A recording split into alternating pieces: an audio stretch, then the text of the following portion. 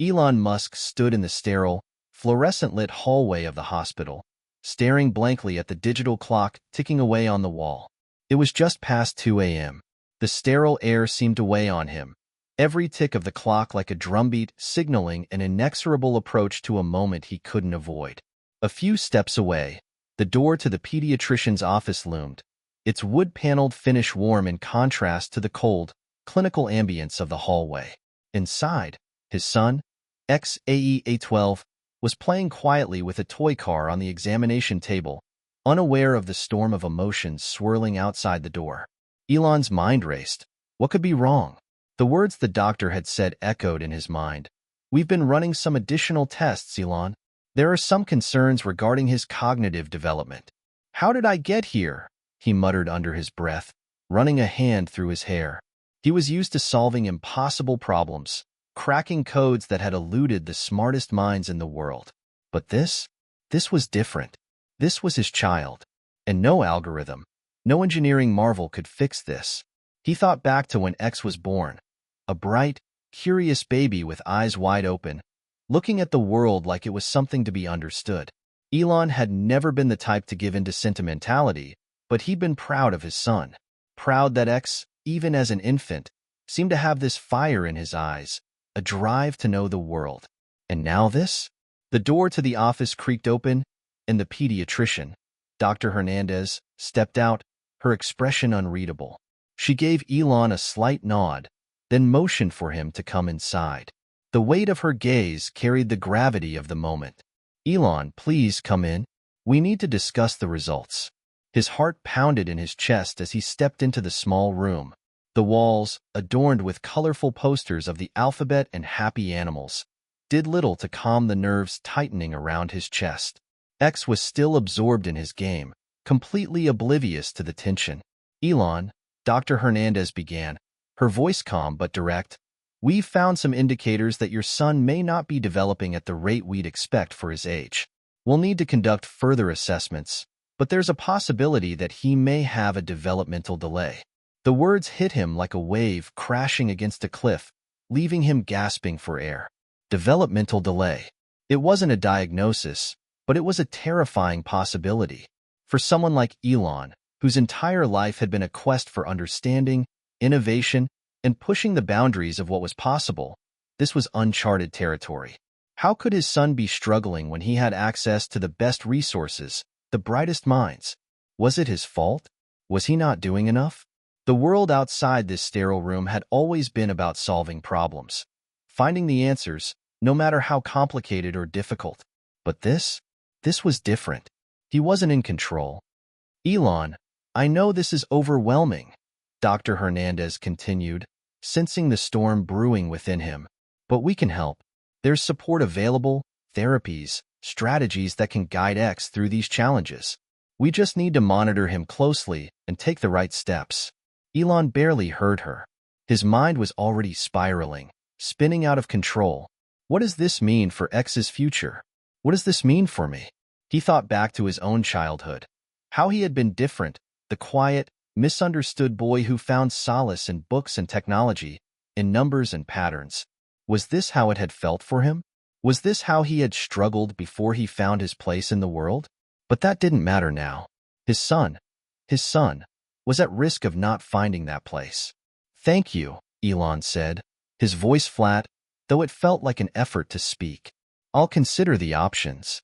Dr. Hernandez nodded sympathetically before leaving him alone with his thoughts. He sat there, the weight of the news pressing down on him. He needed to do something. Anything. There had to be a way to fix this, to ensure X had the same opportunities, the same potential for greatness that he had always fought for. But as he looked at X, still lost in the toy car, Elon realized just how little control he actually had. For all his intelligence, all his ambition to reach the stars, there was no blueprint, no formula for fatherhood. And in that moment, he wasn't sure whether he was ready for the challenge ahead. Hit subscribe and leave a comment with where you're watching from. This story might just spark a new beginning. What's one thing that always pushes you forward, even when things get tough? As Elon left the room, he knew this was only the beginning. The journey ahead wouldn't be easy, and it would challenge him in ways he could never have predicted. But one thing was certain. He wasn't going to give up on his son. Not now, not ever. Little did he know, this moment, the one that felt like a crisis, would eventually become the catalyst for the greatest journey of his life. A journey that would not only change the way he thought about intelligence, but also the way he viewed family, love, and what it truly means to be successful. He just had to figure out how to get there. Elon sat at his desk late that night, the glow of his computer screen illuminating the darkened room. SpaceX, Tesla, Neuralink, and the Boring Company. He had long ago mastered the art of juggling multiple billion-dollar projects, each one seemingly more ambitious than the last. But tonight, his mind wasn't on rockets or electric cars. It was on something far more personal. His son, XAEA-12. His bright-eyed, curious child. Now at the center of a puzzle Elon couldn't solve. A puzzle that had nothing to do with technology or numbers. It was something far more complex, something he couldn't engineer or program. How could this happen? He had been so sure that he could fix anything, that he could make sure his children had the best education, the most cutting-edge resources, the highest IQs in the world. But how do you teach a mind that isn't developing the way you expected? How do you nurture a genius when the very idea of genius seemed so elusive? Elon had always believed that intelligence, creativity, and innovation could be nurtured, that the mind was like a machine, just a matter of feeding it the right information, the right stimulation. But as he sat there, staring at the dim glow of his screen, a new thought began to gnaw at him. Maybe that idea wasn't entirely true. His own childhood, after all, had been a far cry from what he had expected for his children. He had grown up in Pretoria, South Africa, where his father, Errol, had been a strict, distant figure. Elon's relationship with his father had always been complicated, to say the least. Errol was demanding, cold, often cruel. His idea of discipline was rooted in fear, not love. Elon had been a quiet, bookish child, prone to bouts of loneliness. School was a struggle for him, not because he didn't understand the material, but because the social dynamics of school eluded him. He was different, an outsider, a misfit. His classmates would bully him for being the weird kid who preferred reading books over playing sports. But in those moments of isolation, Elon had found solace in knowledge. He retreated into the worlds of science fiction, math, and physics, finding comfort in things that made sense, things that had clear answers. But there was also something else. His father's belief that success came only through brute force, through crushing adversity, had always haunted him. Was that the right way to raise a child? Was it right to instill the idea that the world was a hostile place that had to be conquered at all costs? As Elon reflected on his own childhood, he felt a pang of guilt. Was he, too, making the same mistake with X? Was he pushing his son to achieve greatness in a way that could ultimately stifle his creativity and happiness? He looked at the picture on his desk, a family portrait taken just a few months ago. X was smiling broadly, his eyes sparkling with life. But now, after the doctor's words, those same eyes seemed to haunt him. Was his son's potential being wasted? Was he failing as a father? Elon sighed deeply and picked up his phone. He scrolled through his contacts and found a number he hadn't dialed in years. Dr. Alice Turner, a neuroscientist he'd met at a technology summit years ago. She was known for her unconventional approaches to cognitive development, someone who dared to ask big questions about the nature of intelligence, creativity, and the future of human potential. With a quick breath, he hit the call button. "Hello, Elon?" The voice on the other end was warm, calm, almost too serene for the storm of thoughts racing through Elon's mind. "Alice," Elon said, leaning back in his chair, "I need your help. I've got a problem with X, my son. The doctors are saying there's a developmental delay. It's not clear yet, but I need to know. How do you raise a genius? How do you make sure a kid reaches their full potential, no matter what?" There was a long pause on the line. "I'm not sure you're asking the right question, Elon," Alice replied, her voice thoughtful. "You're asking how to raise a genius, but what does that even mean? What do we even know about genius?" Elon shifted in his chair, the question catching him off guard. He had always thought of genius as something quantifiable, something that could be nurtured through the right environment, the right education. But Alice's words made him pause. Could genius really be defined by IQ alone? What do you mean? Elon asked. Genius is a very slippery concept, Alice explained. We tend to think of it in terms of IQ, raw intelligence, problem-solving ability, knowledge. But genius, in my experience, is far more complex. It's creativity, emotional intelligence, perseverance, curiosity, and yes, intellect. But those other factors, those are harder to quantify and harder to nurture. Elon was silent, mulling over her words. So, you're saying it's not just about IQ? It's about other things? Exactly, Alice said. Look at history. Some of the greatest minds in history, Einstein, Tesla, Da Vinci, they didn't just have high IQs. They were driven by curiosity, by a hunger for understanding that transcended their intelligence. They were also emotionally resilient, willing to fail, willing to try again. Those are the qualities that allow a person to change the world. Elon rubbed his temples, feeling the weight of her words. He had always focused on intelligence, the ability to solve problems, to innovate, to think outside the box. But Alice was right. There was something more to it than that. I've been so focused on making sure X is the smartest kid in the room, Elon confessed. I've pushed him too hard, I think. I need to reevaluate everything I thought I knew about raising a child. I think you're already on the right path, Elon, Alice said. Parenting isn't just about shaping the mind. It's about shaping the whole person. You need to nurture emotional intelligence, creativity, and resilience. Intelligence can come in many forms, and if you want X to reach his full potential, you have to start seeing him for who he is, not just who you want him to be. Elon sat back, feeling a strange mix of relief and uncertainty.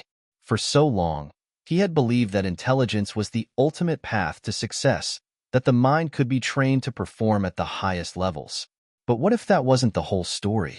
What if, in trying to raise a genius, he was overlooking the very qualities that made a person whole? As the conversation ended, Elon felt a new resolve settle in. This wasn't going to be easy, but he had to shift his thinking. His journey to raise high IQ kids had to be about more than just intelligence. It had to be about preparing them for the world, not just in terms of knowledge, but as human beings. He had to become the kind of parent who understood that true greatness was built on much more than just the brain. For the first time in a long while, Elon wasn't thinking about rockets, electric cars, or artificial intelligence. He was thinking about his son and what it truly meant to help him thrive. And with that thought, Elon Musk knew that his journey was only just beginning. The days following his conversation with Dr. Alice Turner were filled with both a sense of urgency and a growing sense of confusion. Elon had always prided himself on knowing the answers to difficult questions, on having the confidence to dive headfirst into the unknown and solve the puzzle. But this was different. He wasn't dealing with equations or rockets.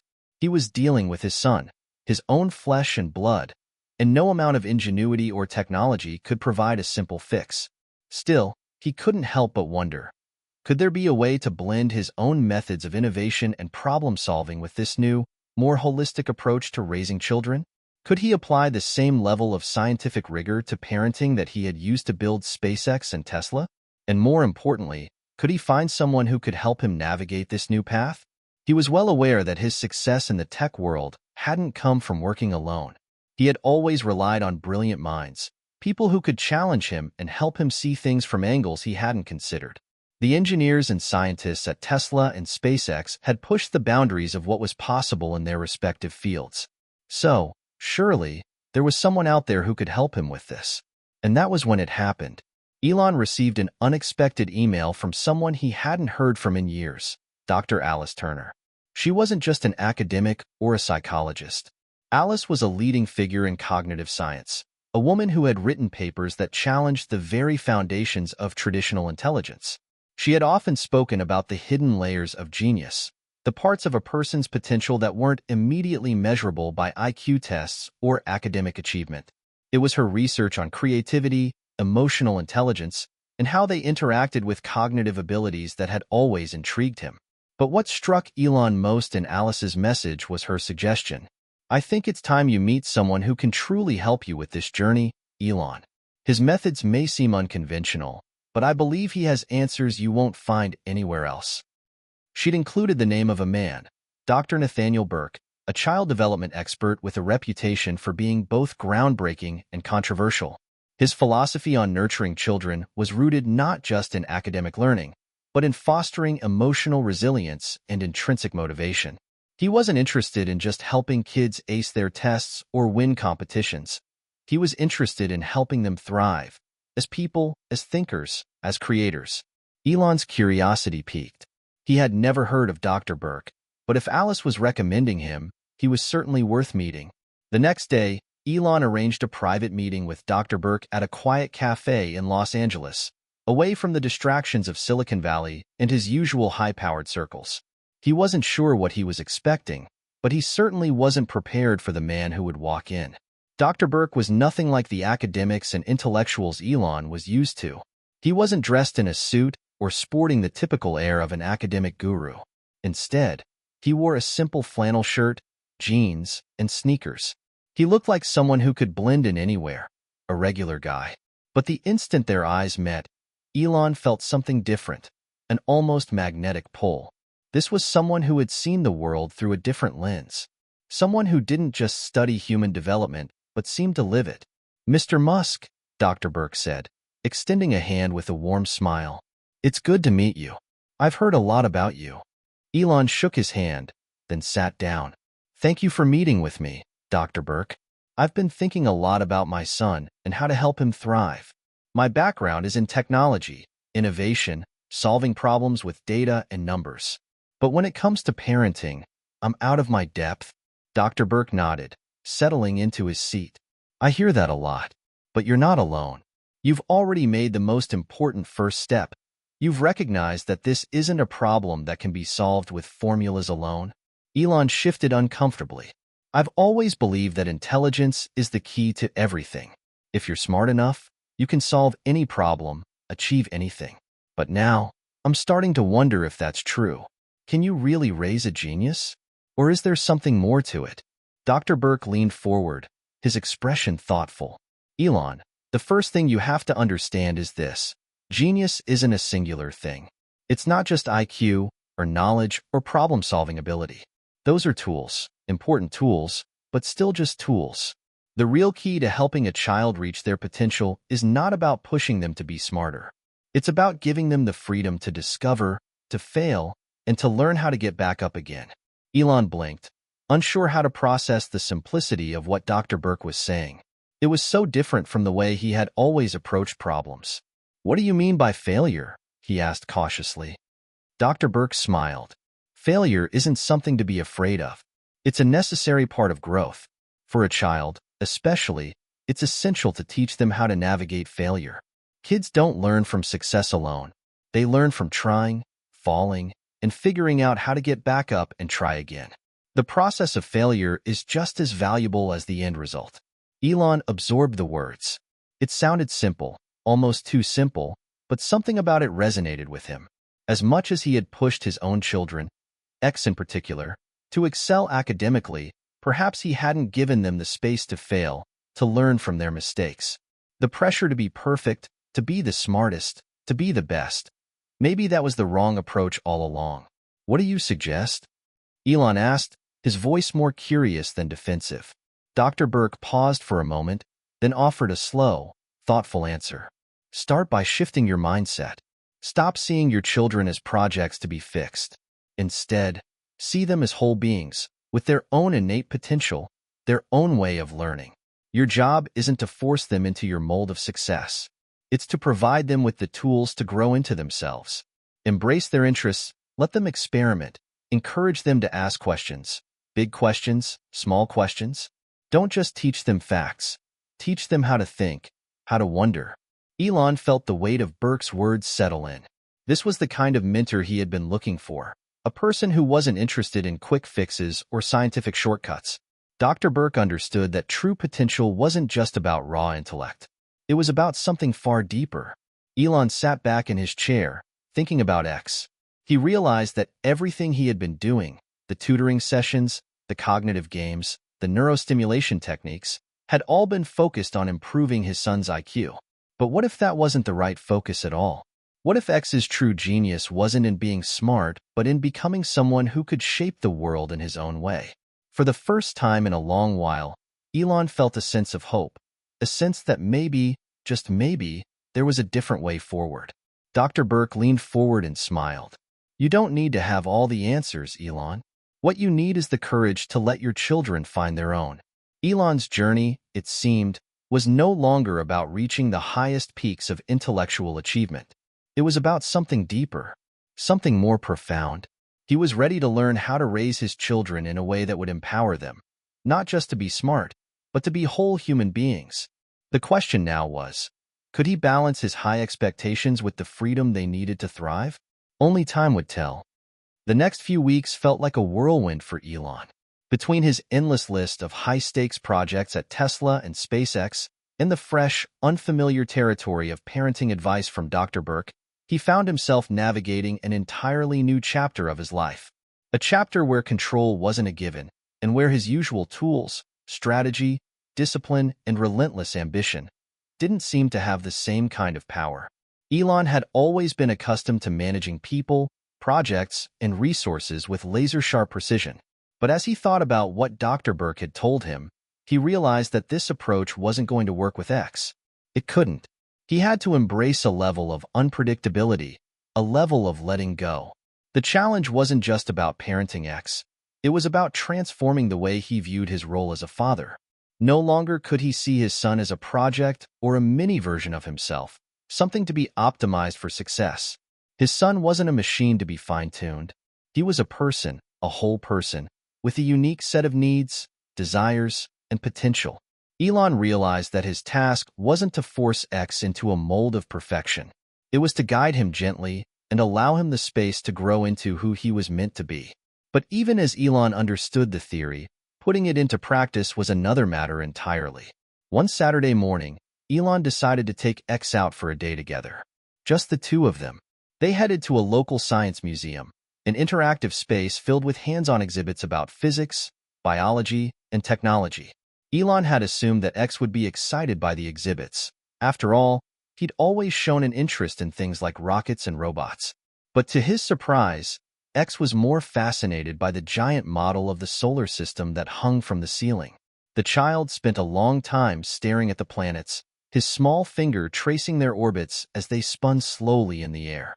"Look, Daddy, the planets are dancing," X exclaimed, his voice filled with wonder. Elon smiled, but his heart ached. It was clear that X wasn't looking at the solar system as an example of advanced astrophysics. He wasn't concerned with orbits, gravity, or the mechanics of space travel. No, X was simply mesmerized by the motion, by the beauty of it all. For a brief moment, Elon felt a pang of frustration. This wasn't what he had envisioned. Shouldn't his son be asking questions about the physics of the solar system? Shouldn't he be curious about the science, the how of it all? But then he remembered Dr. Burke's words. Stop seeing your children as projects to be fixed. Instead, see them as whole beings, with their own innate potential, their own way of learning. A soft exhale left Elon's lips as he knelt down to X's level. You like the planets, huh? Elon asked, his voice quiet, non-judgmental. X nodded enthusiastically. They're moving all by themselves, Daddy. Just like magic. For a moment, Elon simply watched his son, feeling a strange peace settle over him. He had always been obsessed with the science, the mechanics of how things worked. But in this moment, X wasn't interested in how. He was interested in the wonder of it all, the magic, the awe. It was then that Elon understood. His son wasn't necessarily going to learn the same way he had. He wasn't going to follow the same path that had led Elon to become the person he was today. X wasn't going to be pushed or coerced into intellectual achievements the way Elon had been. No, his journey would be different. And that was okay. The next day, as they sat together at the kitchen table, X was drawing. It was the first time in weeks that Elon had seen him so absorbed in an activity. His son was holding a crayon in his small hands, scribbling what appeared to be a series of abstract shapes and lines on a piece of paper. Elon watched for a moment before gently leaning in. "What are you drawing, X?" X looked up at him, eyes wide with excitement. "It's a rocket ship, Daddy. It's going to the stars." Elon's heart swelled. This, he could understand. This was something he could connect with. He had always believed in the power of rockets, the possibility of pushing humanity into space. The idea that his son, at such a young age, had connected with that same vision was exhilarating. "Can I see it?" Elon asked. X handed him the drawing, beaming. The rocket was a mess of colors, scribbles, and swirls. It wasn't a technical blueprint for a spacecraft. It was a child's vision of the stars, of space travel, of possibility. For a moment, Elon felt a deep sense of pride. Not because the drawing was perfect, but because it represented something far more important. X's imagination, his ability to dream big. He realized that this was the start of something. The beginning of X's own journey into the unknown, where he would one day chart his own course. As he examined the drawing, Elon had a realization. Maybe this was the kind of creativity he needed to encourage. It wasn't about cramming knowledge into X's brain. It was about nurturing his curiosity and his ability to dream, no matter how abstract or impractical those dreams might seem. In that moment, Elon understood what Dr. Burke had meant. Intelligence wasn't just about memorization, grades, or tests. It was about seeing the world differently, about having the courage to wonder, to imagine, to explore. Later that evening, after dinner, Elon sat with X and Tosca, his partner, discussing the day. X was in the background, playing with his toy rockets, as Elon and Tosca talked quietly about the changes they were both going through. "You're really changing the way you look at this whole parenting thing," Tosca remarked, her voice a mix of curiosity and admiration. "What brought that on?" Elon leaned back in his chair, his fingers tapping thoughtfully on the edge of his glass. "I've been thinking a lot about what Dr. Burke said. It's not just about intelligence or achievements. It's about letting them find their own way, letting them dream big and fail, and then learn how to get back up. Maybe I've been pushing too hard. Maybe I need to step back and let X explore his own potential." Tosca smiled. "It sounds like you're finally seeing it. Parenting isn't about shaping them into who we think they should be. It's about giving them the space to become who they are meant to be." Elon nodded, feeling the weight of her words. Maybe he didn't need to have all the answers. Maybe, just maybe, the real secret to raising high IQ kids wasn't about forcing them into a mold of success. It was about giving them the room to be curious, to be creative, to fail, and to try again. And for the first time in a long time, Elon Musk felt like he was on the right track. The right journey, one that would not only shape X's future, but would change the way Elon viewed the world, and the way he viewed success itself. As the evening wore on, Elon realized that, in many ways, his own journey had only just begun. The next few months were transformative for Elon, not just in his work, but in his approach to parenting.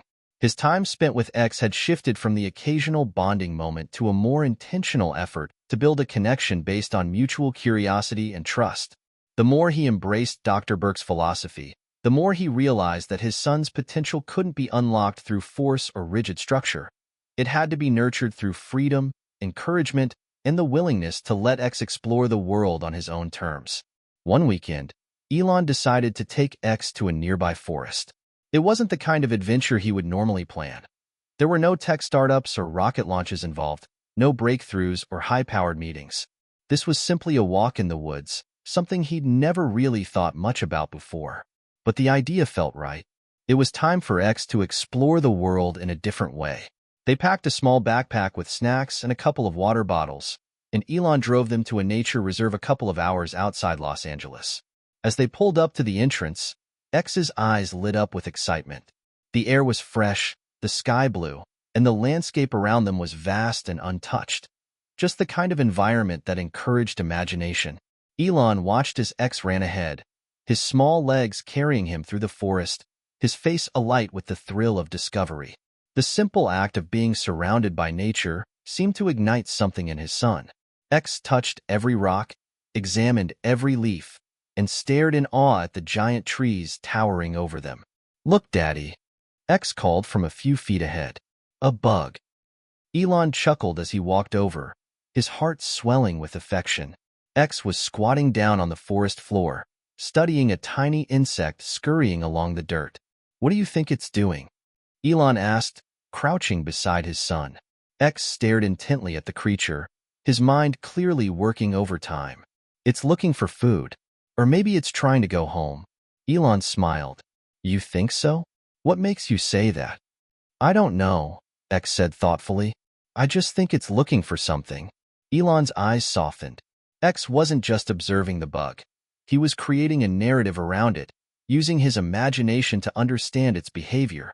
And Elon realized that this was exactly what he had been missing in his earlier approach to parenting. It wasn't about teaching X facts. It was about encouraging him to make sense of the world in his own way, to build his own understanding. Later that afternoon, after a picnic by the stream, Elon sat on a large rock, watching X play in the shallow water. X had found a small stick and was pretending it was a boat, floating it along the current. Elon was lost in thought as he observed his son. The way X's face lit up with joy every time the stick floated a little farther down the stream. It was such a simple thing, yet X found endless fascination in it. Elon felt a pang of guilt.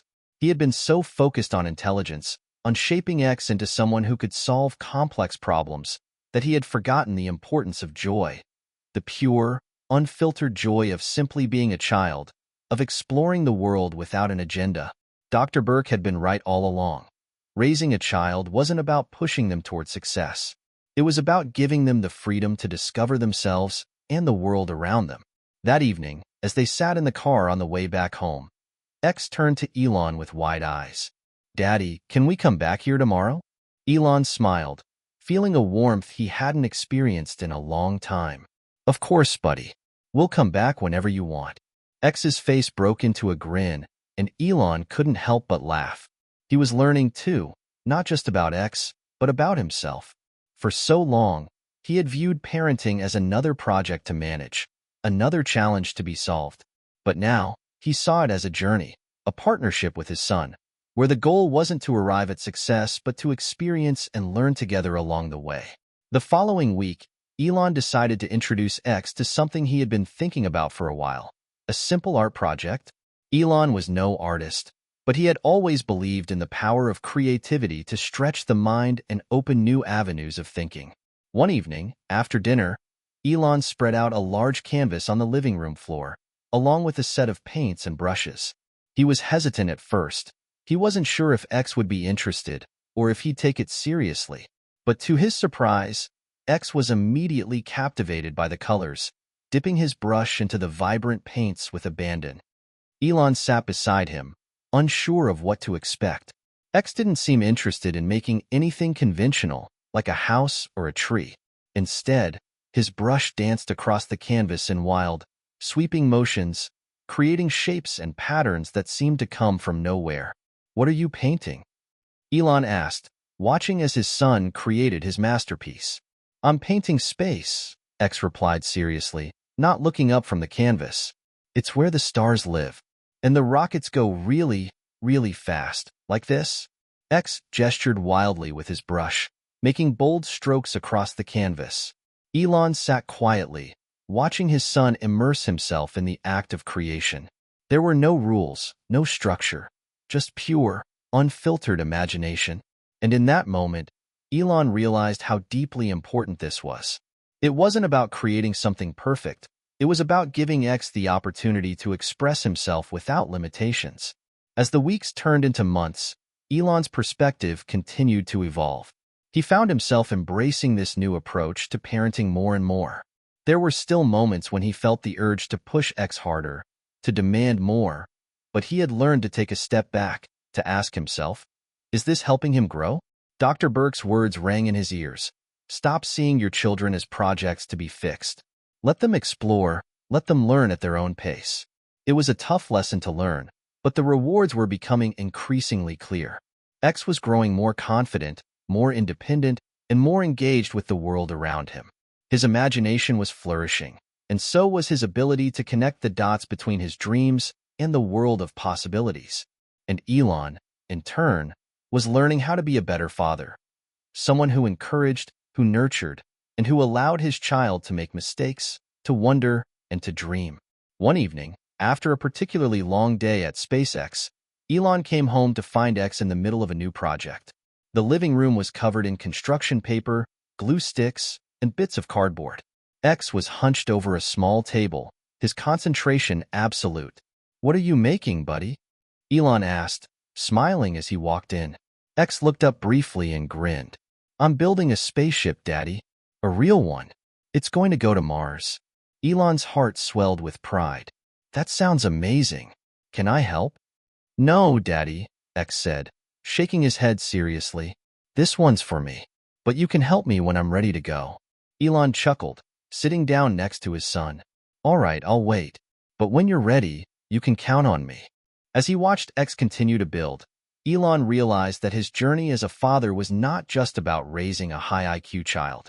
It was about teaching him to dream, to explore, and to trust in the process of learning, regardless of the outcome. The true secret to raising high IQ kids, he now understood, wasn't just about intelligence. It was about the freedom to discover their own path. And for the first time, Elon felt at peace with the direction his parenting was taking. As the months passed, Elon found himself immersed in this new way of thinking. Each day brought new lessons, not only in parenting but in his own personal growth. The tension he had once felt between his demanding career and his role as a father was slowly easing. He was no longer viewing parenting as another responsibility to manage, but as an opportunity to learn and grow with his son. Yet, just as things began to feel in sync, a new challenge arose that forced Elon to confront his beliefs about success, intelligence, and the limits of his control. It started with a phone call. Elon had just wrapped up a meeting at Tesla's headquarters, discussing the next steps for the Cybertruck production, when his assistant, Mia, buzzed him through. "Elon, I've got Dr. Burke on the line. She says it's urgent," Mia said. Elon frowned, glancing at his watch. It was late in the evening, and he wasn't expecting a call from her. He picked up the phone with a feeling of unease in his gut. "Dr. Burke, is everything okay?" he asked, trying to mask the concern in his voice. "Elon," Dr. Burke's voice was firm but warm. "We need to talk. It's about X." His heart skipped a beat. "What's wrong? Is he okay?" "He's fine," Dr. Burke reassured him. "But there's something I've noticed over the past few weeks. X seems to be withdrawing. He's not engaging as much with the activities you've been introducing him to. I think we need to pay attention to this." Elon was silent for a moment. "Withdrawing? How do you mean?" "I'm seeing a pattern of behavior that suggests X is feeling overwhelmed. His curiosity is being stifled by too much structure, too much expectation," Dr. Burke explained. "You're doing well with letting him explore, but there's a fine line between nurturing his curiosity and pushing him too hard. Right now, he's trying to live up to your expectations, and that's creating pressure. He's feeling the weight of it, even if it's subtle." Elon felt a lump form in his throat. He'd been so focused on encouraging X's intelligence, on giving him space to be creative, that he hadn't stopped to ask, "What does X really need?" "Dr. Burke, I don't know what to do," Elon admitted, his voice cracking. "I'm trying so hard to give him space to learn and grow, but I don't want to fail him." "You're not failing him, Elon," she said softly, "but you need to step back, just for a little while. Let him come to you, and let him explore things on his own terms. Sometimes the best thing we can do for a child is to allow them to be still and find their own path." Elon knew she was right, but it didn't make it any easier. Over the next few days, Elon took a step back from his usual approach to parenting. He decided not to push X into any new activities, to stop suggesting things for him to do, and to simply let his son decide what he wanted to explore. At first, it felt strange. Elon was used to being proactive, always thinking ahead and planning. But in this case, the best course of action seemed to be doing less, letting X choose how to spend his time without any outside influence. One morning, as he was sipping his coffee at the kitchen counter, X wandered into the room. The little boy looked up at him, his face uncertain. "Daddy," X said hesitantly, "I want to build a treehouse."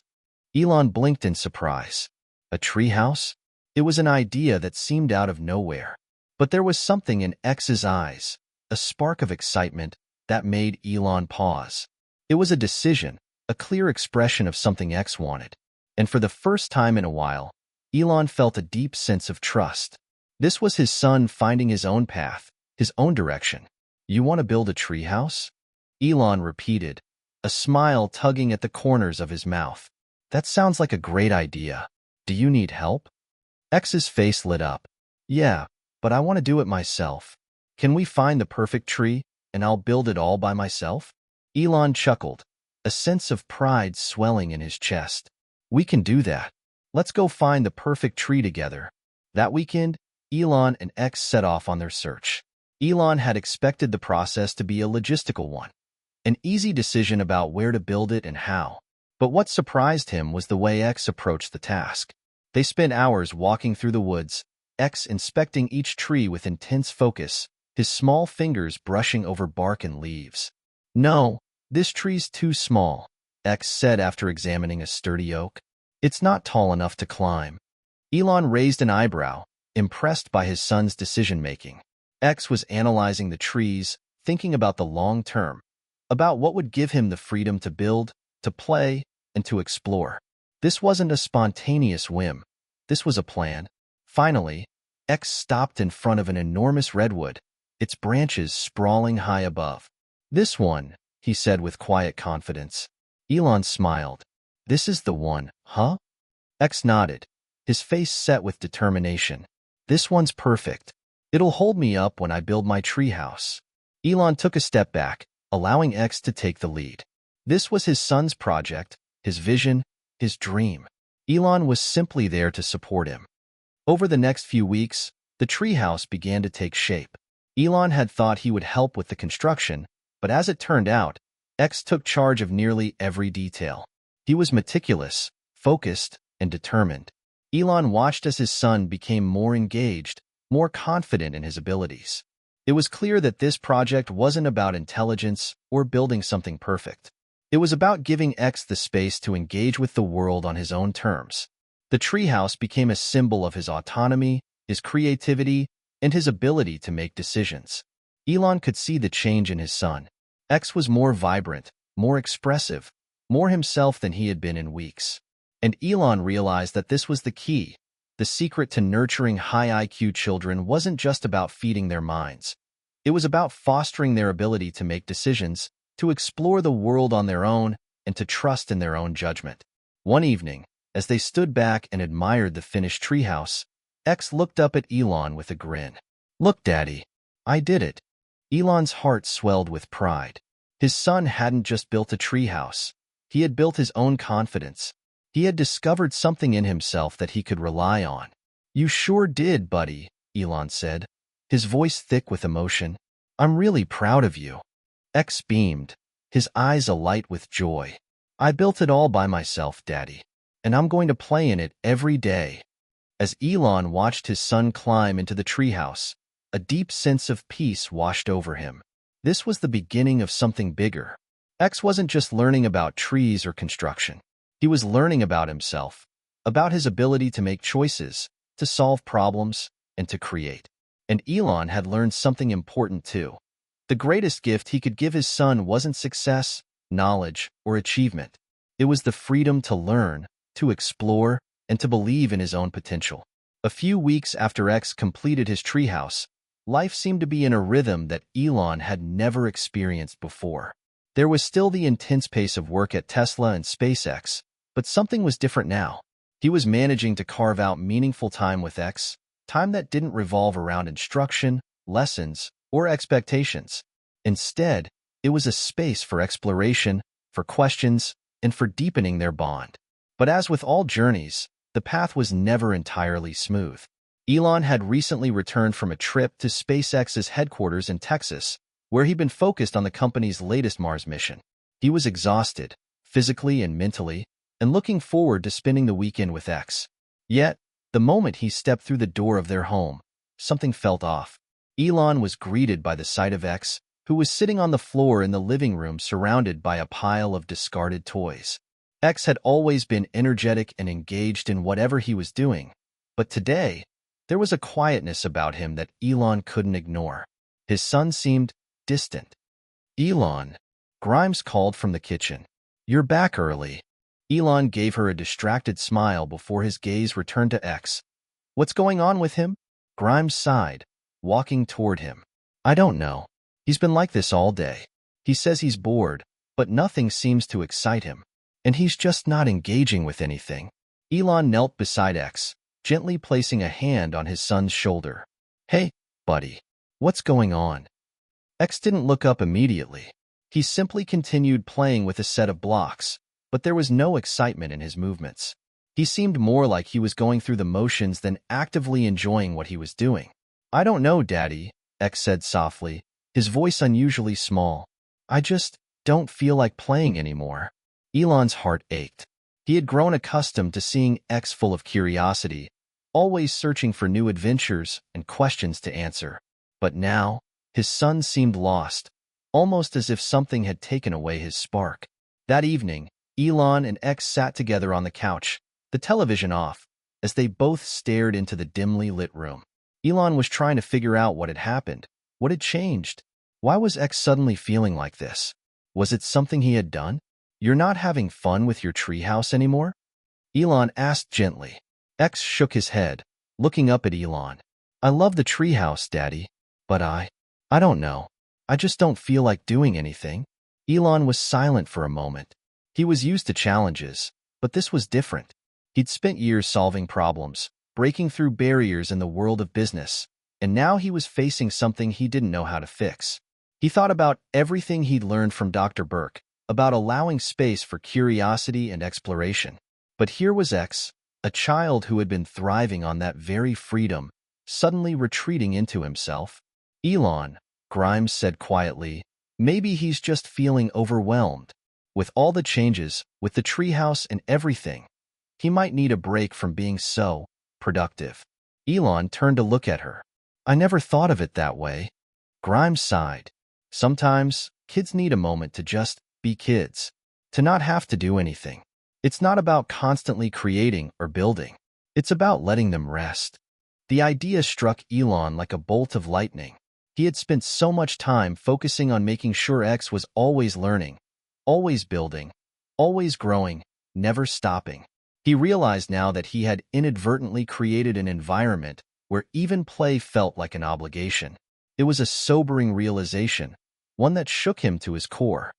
The next day, Elon decided to take a break from the usual routine. He called Grimes and suggested they take X somewhere new, somewhere with no agenda, a place where X could simply exist without the pressure of expectation. After a quick conversation, they decided to visit a local botanical garden that Elon had been to once years ago. It was a peaceful, sprawling park with ponds, exotic plants, and winding trails. It wasn't about adventure or building. It was about being. No lessons, no goals, just a chance to wander and wonder. When they arrived, X immediately perked up, his eyes widening as he took in the lush greenery and colorful flowers. The place was serene, a stark contrast to the bustle of their usual environment. They strolled along the winding paths, letting the sounds of birds and the rustling of leaves fill the air. X slowly began to engage with his surroundings. He pointed out different flowers, asked questions about the shapes of the trees, and even noticed a butterfly fluttering by. For the first time in what felt like weeks, he seemed genuinely present, not worried about the next task, not concerned with getting something done. Just in the moment, Elon could see the change in his son. It was subtle, but it was there. X's curiosity, his natural ability to engage with the world, was coming back to life. They spent the whole afternoon there, walking from one exhibit to the next, without any rush. Elon simply followed X's lead, letting him explore at his own pace. That evening, as they were heading home, X turned to Elon and Grimes, his face illuminated by the setting sun. Daddy, can we come back here tomorrow? X asked. Elon smiled, feeling a deep sense of relief wash over him. Of course, buddy. We can come back anytime you want. X grinned widely, clearly content. This place is nice. I want to learn more about all the plants and bugs here. Elon's heart swelled with pride. This was the spark he had been waiting for. The curiosity, the excitement to learn. But this time, it wasn't tied to any pressure to perform or achieve. It was just pure, unstructured joy. In the weeks that followed, Elon continued to let go of his need to control the pace of X's learning. He started to understand that sometimes the most important thing a child needed wasn't direction or structure. It was the freedom to simply explore without pressure. They spent more time outdoors, hiking, visiting parks, and observing wildlife, allowing X to develop his own interests and asking questions that led to deeper discussions about the world around him. Elon was starting to realize that this wasn't just about raising a highly intelligent child. It was about raising a well-rounded one, someone who could appreciate the quiet moments, someone who could connect with the natural world, and someone who would be able to navigate the complexities of life with confidence and curiosity. It wasn't just about IQ, it was about EQ, emotional intelligence, the ability to understand oneself, the world, and the people around him. As the days passed, Elon became more attuned to X's needs, both intellectual and emotional. It wasn't about pushing him to reach new heights. It was about walking alongside him, letting him set his own pace, and offering the support he needed when it was time to reach further. And most importantly, it was about giving him space to rest and just be. One night, as they sat at the dinner table together, X suddenly looked up at Elon, his eyes wide with curiosity. "Daddy," he asked, "do you think we can go to Mars one day?" Elon smiled, a warmth spreading through him. He knew the journey was long and unpredictable, but he also knew that X had already started down a path of discovery, a path of his own making. "Anything's possible, buddy," Elon said, his voice steady and full of belief. "If you keep asking the right questions, if you stay curious, then you'll be the one to find the answer." X smiled brightly, and for the first time in a long while, Elon felt a quiet peace. The journey ahead was still uncertain, but he had come to understand that the best thing he could do as a father wasn't to push or mold his son into something, but to simply guide him, and to give him the freedom to become whoever he was meant to be. It had been a month since Elon and X spent that unforgettable afternoon at the botanical garden. The breakthrough in their relationship had shifted Elon's understanding of parenting, and with it, his perspective on raising a child who would one day become a leader of ideas, exploration, and innovation. He realized now that intelligence wasn't just about the accumulation of knowledge.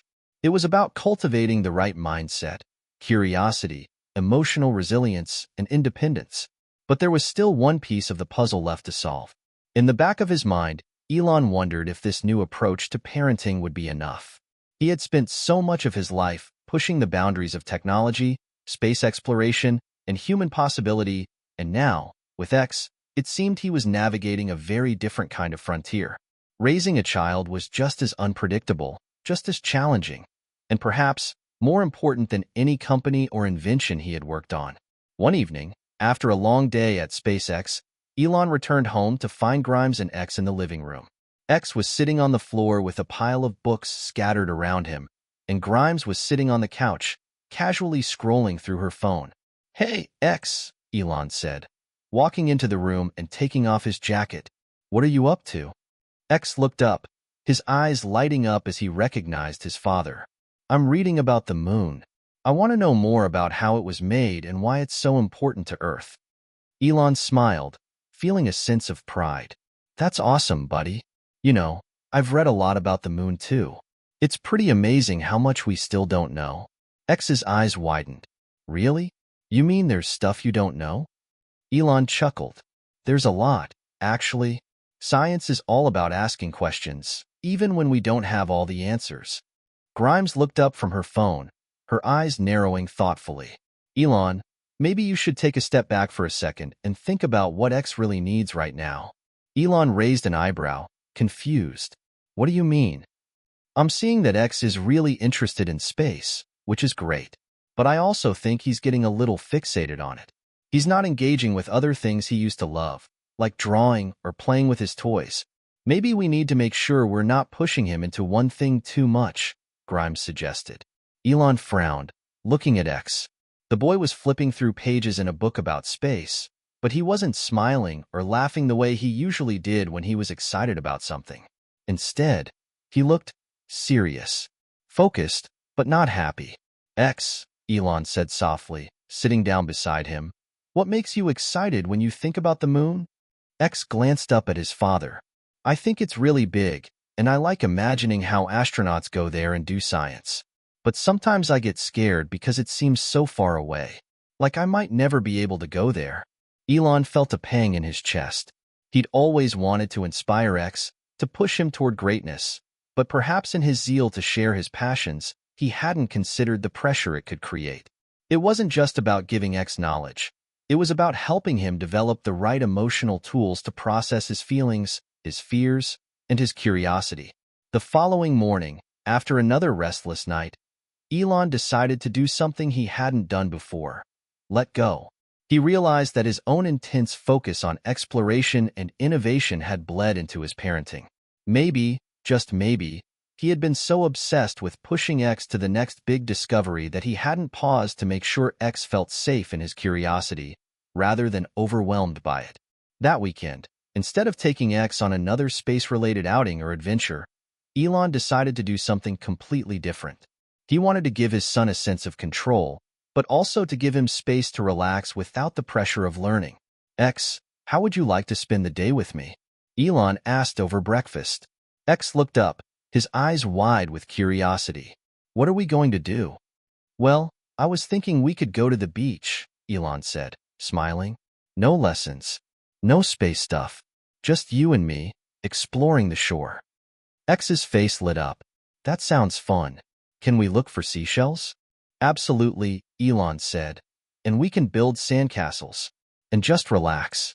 When they arrived at the beach later that afternoon, the sun was high in the sky, casting a warm, golden glow over everything. The sound of the waves crashing against the shore was calming, almost therapeutic. X immediately ran toward the water, his excitement palpable.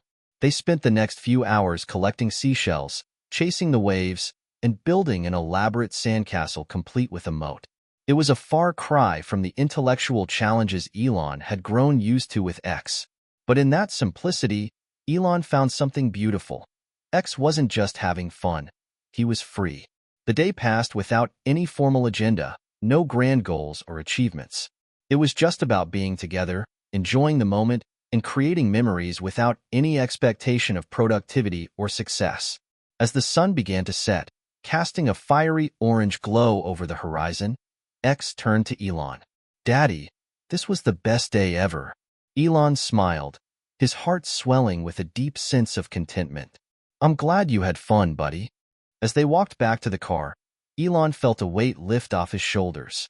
The day had been simple, yes, but it had been the right kind of day for X. There was no pressure to be the best, to know the most, or to be constantly learning. Instead, X had simply been allowed to be. And Elon realized something profound. Raising a child wasn't about creating a perfect little genius. It was about creating a child who knew how to balance curiosity with rest, exploration with reflection, and ambition with peace. Back at home that evening, X's curiosity seemed renewed. He was back to asking a million questions, but now, they weren't just about space or the moon. He wanted to know how airplanes worked, why the stars twinkled, and even how the tides changed in the ocean. His imagination seemed unbounded once again, and Elon could see the shift in his son. The intense focus had melted into a more well-rounded curiosity, one that was both broad and deep. That night, as X prepared for bed, Elon sat beside him. X, as usual, had a million thoughts running through his head, and he was eager to share them. Daddy, X said as he pulled the covers up to his chin, I want to learn everything. I want to know how everything works. Elon smiled, brushing his son's hair out of his eyes. I think that's a great idea, X. But remember, you don't have to know everything all at once. Life is about enjoying the journey. Learning is like building a house. You start with the foundation and keep adding layers, brick by brick. X nodded thoughtfully, but then he asked, will I get to go to the moon someday? Elon paused, the question hanging in the air. His mind wandered back to his own childhood dreams, to the days when the impossible seemed just that, impossible. And yet, here he was, in the position to help his son reach for the stars. You never know, buddy, Elon said, his voice steady and reassuring. Anything is possible if you work hard enough and keep asking the right questions. But most importantly, it's about doing what makes you happy. And you've got your whole life to figure that out. X grinned. pulling his blanket up tight around him. I think I want to keep looking at the stars, Daddy. I think they're really, really cool. Elon leaned down and kissed his forehead. Me too. Me too. As he turned off the light and closed the door behind him, Elon felt an overwhelming sense of gratitude. The road ahead was still uncertain, both for X and for himself. But one thing was clear. Raising a high IQ child wasn't about creating a little version of himself. It was about helping X navigate his own path, with curiosity, joy, and the space to grow at his own pace. And for Elon, that was the ultimate achievement. The following week, things seemed to be falling into place. X was back to his inquisitive self, asking questions, making discoveries, and exploring the world around him. Elon continued to follow his son's lead, allowing him to develop his own pace and interests without feeling the pressure of competition or comparison. But even in these moments of peace, a deeper issue lingered in the back of Elon's mind: the fear of failure. Elon had spent much of his life on the cutting edge of technology, pushing forward with relentless innovation, and in doing so, had learned to live with failure. He had seen SpaceX fail time and time again before ultimately succeeding. He had faced massive setbacks at Tesla, with people questioning his vision, even his sanity. But each time, he had pressed on, convinced that the path to success was paved with failure. It was the only way forward. And yet, as a father, he couldn't shake the feeling that failure was something he wanted to protect X from. He didn't want his son to experience the same crushing defeats that he had. But that was the paradox. How could you protect a child from failure while also teaching them the lessons that come with it? It was a question that Elon grappled with daily, but he tried not to let it affect his interactions with X. He had made a conscious decision to be more present, to listen more, and to step back from his natural instinct to fix problems before they became problems. But as X approached a new challenge, Elon felt that old, familiar sense of worry creeping back in. It started one Saturday afternoon, when X announced he wanted to build a robot. "I want to build a robot like the ones you make, Daddy," X said, his voice full of excitement. "It's going to be the smartest robot ever." Elon blinked, surprised. While he had always encouraged X's curiosity and inventiveness, this felt different. A robot wasn't a simple toy or project. It was an undertaking that would require a lot of patience, problem-solving, and, inevitably, failure. Could X handle that kind of pressure? "You want to build a robot?" Elon repeated, trying to keep his tone light. "That's a big project, buddy. Do you know what kind of robot you want to make?" X nodded enthusiastically. "I'm going to make it smart. It'll know how to clean my room, and maybe even help me with my homework." Elon smiled, impressed by the ambition. "That's a very cool idea. But you know, building a robot is a lot of work. You might face some challenges along the way. Are you ready for that?" X's face lit up. "Of course. I love challenges. I want to learn everything about how to make it work." Elon felt a wave of pride wash over him, but mixed with it was a sinking feeling, a sense of dread. He knew that, like any major project, there would be setbacks. There would be moments when X would be frustrated, maybe even feel like giving up. And as much as Elon wanted to shield his son from those moments, he knew they were inevitable, and perhaps necessary. But how could he help X face that fear of failure without overwhelming him? How could he teach X the resilience he needed without pushing him too hard?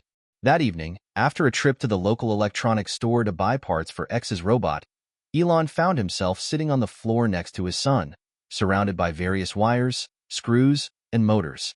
It was like a mini version of his own SpaceX workshop. X was excited, his eyes wide with possibility, but Elon noticed a tinge of hesitation in his movements. They started to assemble the robot together. Elon showed X how to connect the basic components, walking him through the steps, but always letting X have the final say on what they should do next. They ran into a problem early on. The motors wouldn't connect to the wires properly, and no matter how many times they tried, it just wouldn't work. X's face fell. His excitement was replaced by frustration. "Why isn't it working?" X asked, his voice tight with disappointment. "We've been doing this for so long." Elon could see the frustration in his son's face. He wanted to swoop in and fix everything for him, But he knew that this was the moment when X needed to face his first real failure with this project. He could feel the pressure building, both his and X's, and he knew it was time for a different approach. Elon, Grimes called from the other room. What's going on? Elon paused for a moment, collecting his thoughts. He stood up, walked over to the workbench, and grabbed a few of the spare parts. Hey, buddy, it's okay to feel frustrated. When I started building rockets, they didn't work the first time, or the second, or even the 10th. But each time we fail, we learn something new. X looked up at him with wide eyes. You failed? Elon knelt down beside him. Yes, I did. A lot. But the important thing is not to give up when something goes wrong. It's about figuring out how to fix the problem and keep going. We can try different things and learn from our mistakes. Every failure is a lesson that helps us get closer to our goal. X hesitated for a moment, then slowly nodded. Okay, Daddy. I want to keep trying. Elon smiled, relieved. That's the spirit. Let's keep working on it together. We'll figure it out. As they worked through the evening, Elon was amazed by how quickly X adapted to the challenges. His son wasn't just learning how to build a robot. He was learning how to problem solve, how to persist, and how to view failure not as an obstacle, but as an opportunity to learn. By the end of the night, they hadn't completed the robot, but they had made significant progress. They had fixed the issue with the motors, but there was still more work to do. X was exhausted but happy. It wasn't about the end result, it was about the process. You did a great job today, X, Elon said as they packed up for the night. You stayed calm, and you didn't give up. I'm proud of you. X grinned. I want to build more robots. Next time, I think I'll make one that can help me clean my room and my toys. Elon chuckled, ruffling X's hair. I think that's a great idea. But remember, building robots takes time and patience. You've got to keep learning, even when things get tough. X nodded solemnly, his eyes full of determination. I'm ready, Daddy. Later that night, as Elon sat alone in his office, reflecting on the day, he couldn't help but think about how much X had grown in such a short time. The fear of failure was something he'd faced himself many times, but it was different for a child, especially his child. X didn't have the same pressure, the same responsibilities, the same weight of the world on his shoulders that Elon had felt for so long. But in a way, X's journey was even more important. The lessons X was learning now, about perseverance, about resilience, would stay with him for the rest of his life. And maybe, just maybe, it wasn't about protecting X from failure. Maybe it was about teaching him how to fail and how to get back up again. Hit subscribe and leave a comment with where you're watching from. This story might just spark a new beginning. How do you help your kids deal with failure and learn from mistakes? As Elon turned off his desk lamp, he smiled. The road ahead was still long, but in this moment, he felt more certain than ever that X was on the right path. And so was he. The days following their robot building session felt like a delicate balancing act. Elon had come to realize that the best way to foster X's growth wasn't just by pushing him to think big, but by giving him room to experience failure and the emotional growth that came with it. But this new approach wasn't always easy. There were days when Elon's natural instinct to rush forward, to build, to create, to innovate, would clash with the more patient, compassionate approach he was trying to adopt in his parenting. He was torn between being the supportive father who gave X space to fail and the driven, ambitious innovator who wanted to see results quickly. It was an inner struggle that seemed to escalate with each new project X embarked on. The next one was no different. One afternoon, X came to Elon with a new idea. Daddy, I want to build a car, X said, his eyes sparkling with excitement. A car that runs on solar power, just like the ones you make at Tesla. Elon was taken aback by the audacity of the idea. A solar-powered car? That was something only the most brilliant engineers in the world could pull off, let alone a 7-year-old boy. That's a really big idea, X, Elon said carefully, trying to keep his enthusiasm in check. But solar-powered cars are really complex. You have to know a lot about energy and engineering to make it work. Are you sure you want to try something like that? X nodded eagerly, already pulling out a notebook from his backpack. I already started drawing it. It's going to be amazing. Elon sat down beside him, looking at the sketches. The drawings were crude, of course, just circles and lines representing the wheels and body of a car. But the concept was there. There was an energy to X's passion, a raw curiosity that reminded Elon of himself at that age.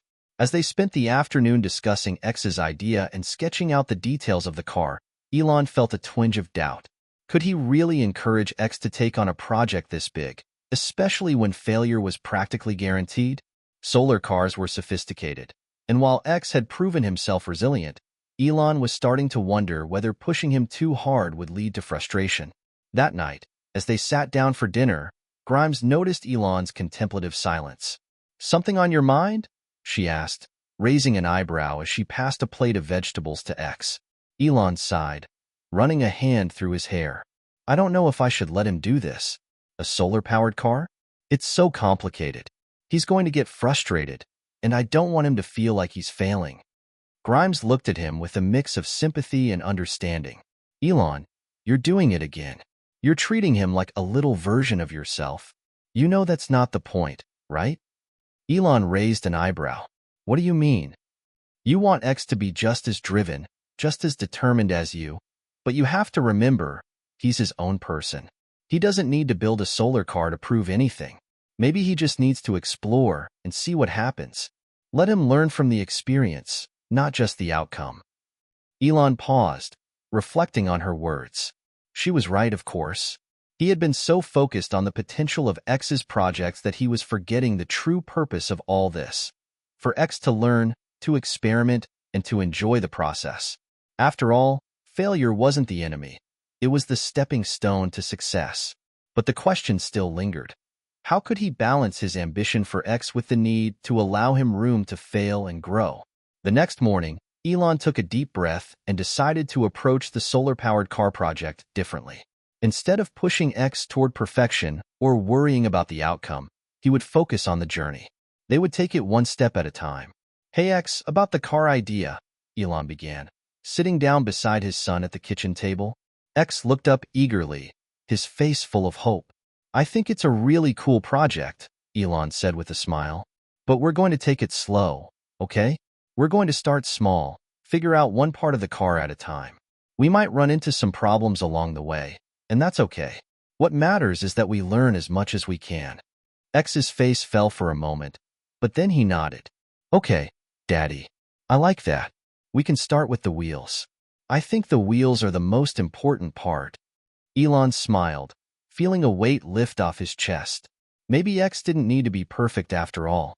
Maybe it was enough to let him explore the idea, knowing that failure wasn't a setback but a necessary part of the process. Over the next few weeks, they spent hours tinkering with the car, testing different ideas, and experimenting with small solar panels to power various parts of the car. Each step was met with challenges, and more often than not, they found themselves back at square one. The wheels didn't work, the solar panels were too weak, and the car's motor wouldn't turn on. But rather than becoming discouraged, X seemed to take each failure in stride. "Daddy, I think we need bigger solar panels," X said one day, his hands covered in grease as he stared at the disassembled car in front of him. "We have to make sure it gets enough power to move." Elon smiled, impressed by X's persistence and growing problem-solving skills. "That's a great idea, X. Let's figure out how to get those bigger panels and see what happens. We can't give up yet." But as the days passed, Elon couldn't help but notice how X's growing independence was reshaping his approach to both parenting and work.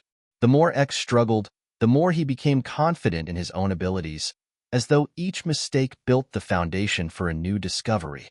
Elon realized that this was the kind of intelligence he wanted to foster, one that didn't fear failure, but embraced it as a part of the learning process. And yet, even with the progress X was making, there was still one looming fear in Elon's mind. The fear that perhaps X wasn't learning the right lessons.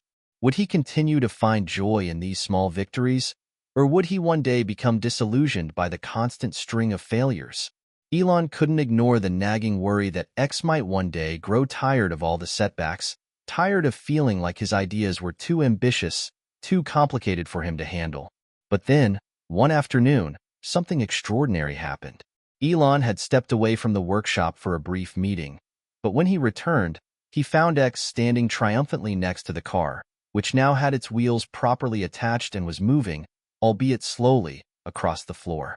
The small solar panels hummed quietly in the background as the car inched forward. "Daddy," X called excitedly. "It's working.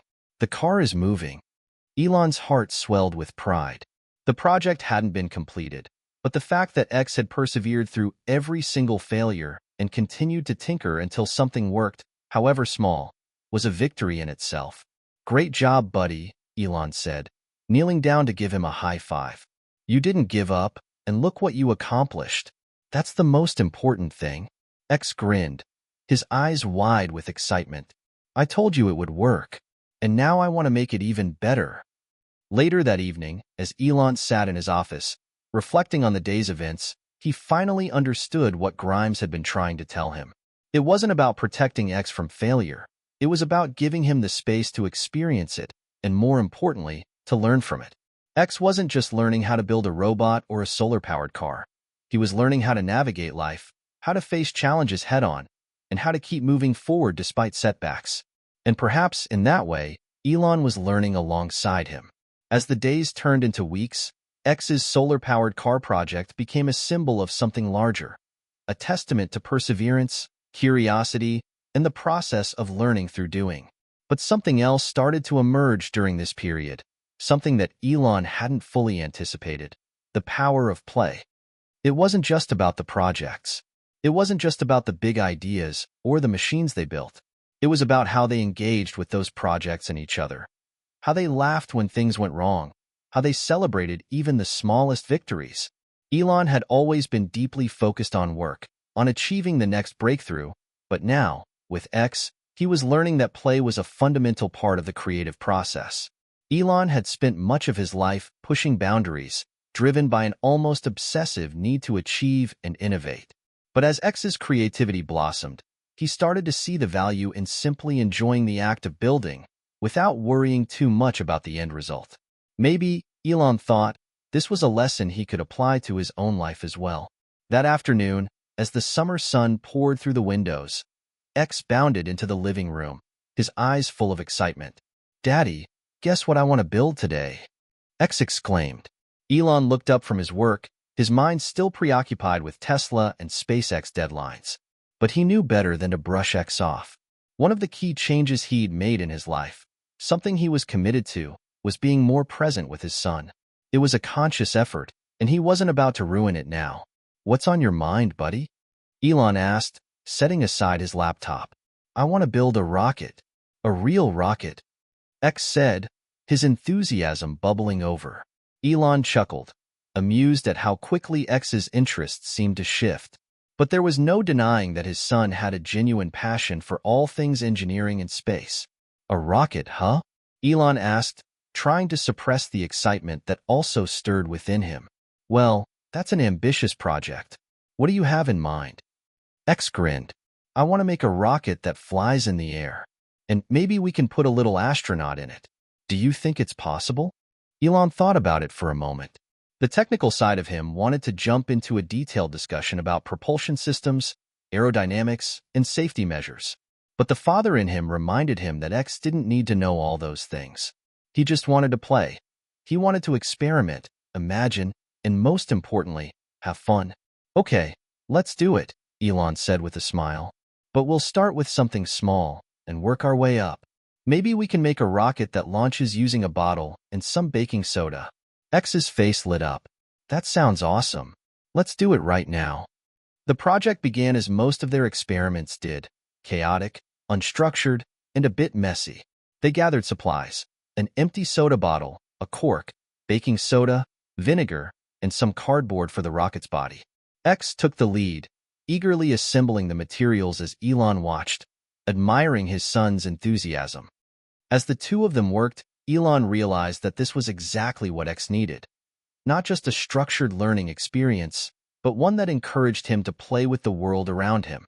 They didn't need to get everything right. They didn't need a perfect plan or a finished product. They simply needed to engage in the process of discovery. "Are you ready to launch?" Elon asked, his voice tinged with excitement.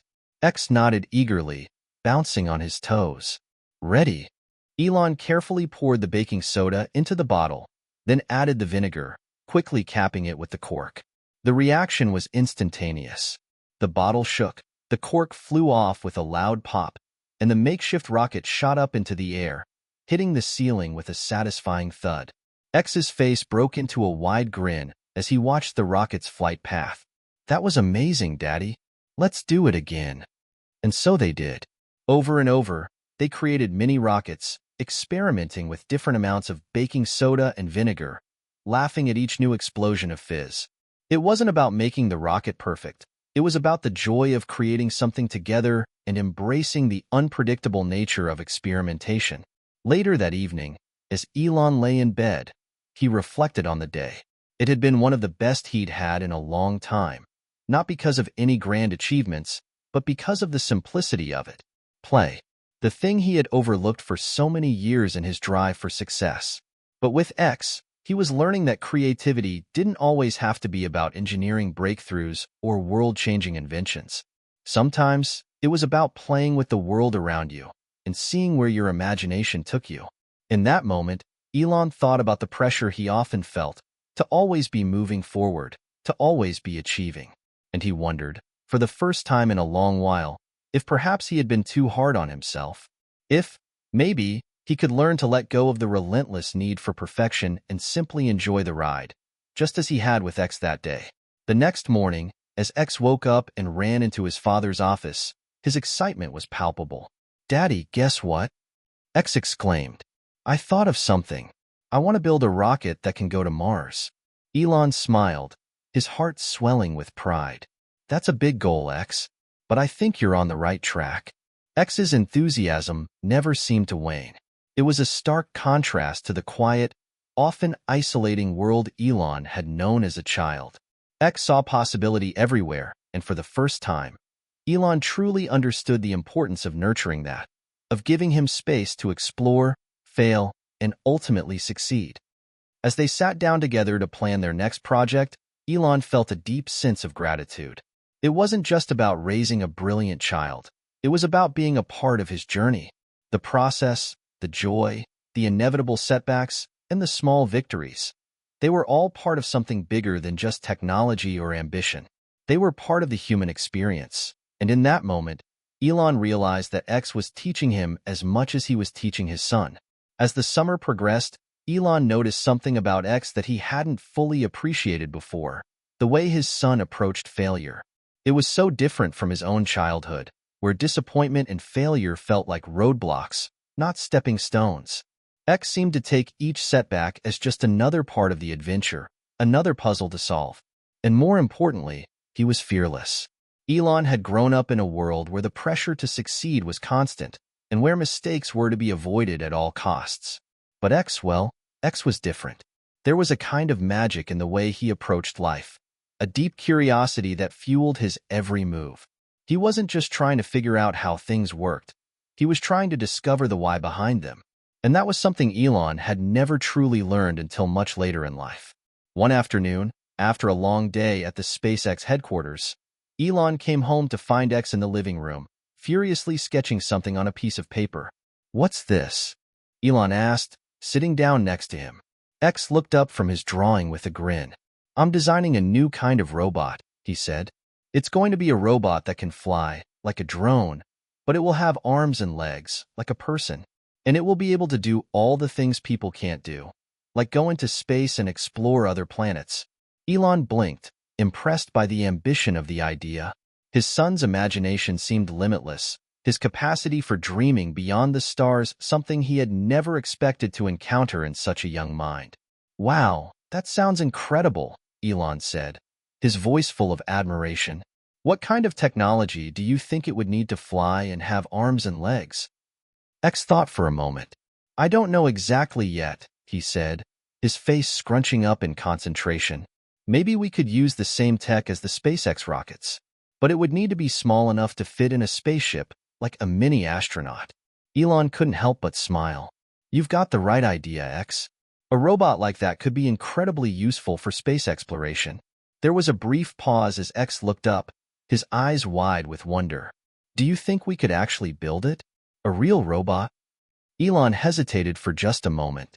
Well, the technology for that kind of robot exists, but it would take a lot of work to make it real. Maybe not today, but one day, someone will build it. Maybe even you. X didn't seem daunted by the idea of a future that was far off. Instead, he simply nodded. I'm going to start working on it anyway. Elon laughed, ruffling his son's hair. I like the way you think. Keep dreaming, X. Maybe one day, you'll be the one to build it. That night, as Elon sat in his office, the thought of X's robot stayed with him. In many ways, X was the opposite of him as a child. While Elon had always been focused on immediate results and breakthroughs, X was more interested in the process, the fun of dreaming big and figuring out how to bring those dreams to life. There was something powerful about that, something that Elon hadn't fully realized he'd lost as he grew older. He had been so focused on success, on getting things done quickly and efficiently, that he had forgotten the importance of letting ideas evolve and take root, even if they seemed impossible at first. Suddenly, a thought struck him. X was fearless because he hadn't yet been conditioned by failure. It wasn't that he didn't understand the concept of setbacks, he just hadn't internalized them as Elon had. Where Elon had learned to fear failure, X saw it as an opportunity to explore, to learn, to grow. The world hadn't yet convinced him that failure was something to avoid at all costs. For the first time in a long while, Elon felt a deep sense of envy for his son's outlook. He wished he could still look at the world with that same kind of innocent curiosity, unencumbered by the weight of his own past failures. But maybe, he thought, he could learn from X. Maybe he could start to see failure as something that wasn't to be feared, but embraced. A few days later, X's enthusiasm was back, but this time, it wasn't just about a robot. He had an entirely new idea, a machine that could help clean up the oceans. I want to build a robot that can go into the water and clean all the plastic out of the ocean, X announced at breakfast. Like a cleaner, but for the sea. Elon raised an eyebrow. That's a big goal, buddy. How are we going to make it happen? X shrugged, as if the idea were simple. We'll make it out of plastic that floats, and it can use its arms to pick up trash. We can make it look like a little fish, so it's not scary. Elon nodded thoughtfully. He was impressed by the scope of X's thinking. As a child, he had been fascinated with space exploration, with going beyond the boundaries of Earth. But now, here was X, dreaming of a way to save the planet, one tiny robot at a time. I think that's a brilliant idea, Elon said, his voice full of admiration. But we'll have to think about how the robot will power itself in the water, and how it will collect the trash. X didn't seem discouraged by the technical challenges. We can figure it out. I know we can. The more Elon thought about it, the more he realized that X's idea wasn't just about cleaning the ocean. It was about a mindset. It was about seeing a problem, no matter how big, and imagining a solution. And it was about taking action, no matter how small, toward that solution. In the weeks that followed, X's ocean cleaning robot became a passion project for both of them. They researched different types of materials that could float on water, experimented with ways to make the robot both durable and functional, and spent hours designing and building small prototypes. There were setbacks, of course. Many of the materials they tested didn't work, and the first prototype they built sank before it could even reach the edge of the pool. But rather than feeling defeated, X was more determined than ever. We just have to make it better, he said, his voice full of resolve. One evening, after several unsuccessful attempts, X finally managed to design a working version of the robot. It wasn't perfect, but it could float and pick up small objects, just as he had envisioned.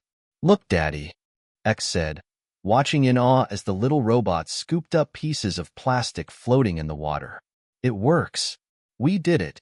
Elon watched his son with a sense of pride that was almost overwhelming. X's idea had started as a dream, something whimsical and imaginative. But now, it was real. And in that moment, Elon realized that his son's approach to life, one full of curiosity, resilience, and a willingness to fail, was exactly what the world needed more of. Later that night, as they sat together, reflecting on their success, Elon couldn't help but feel a deep sense of gratitude for the lessons X had taught him. The real power wasn't in the technology or the robots they built. The real power was in the way they approached life. with open minds, a willingness to fail, and the courage to keep going no matter what.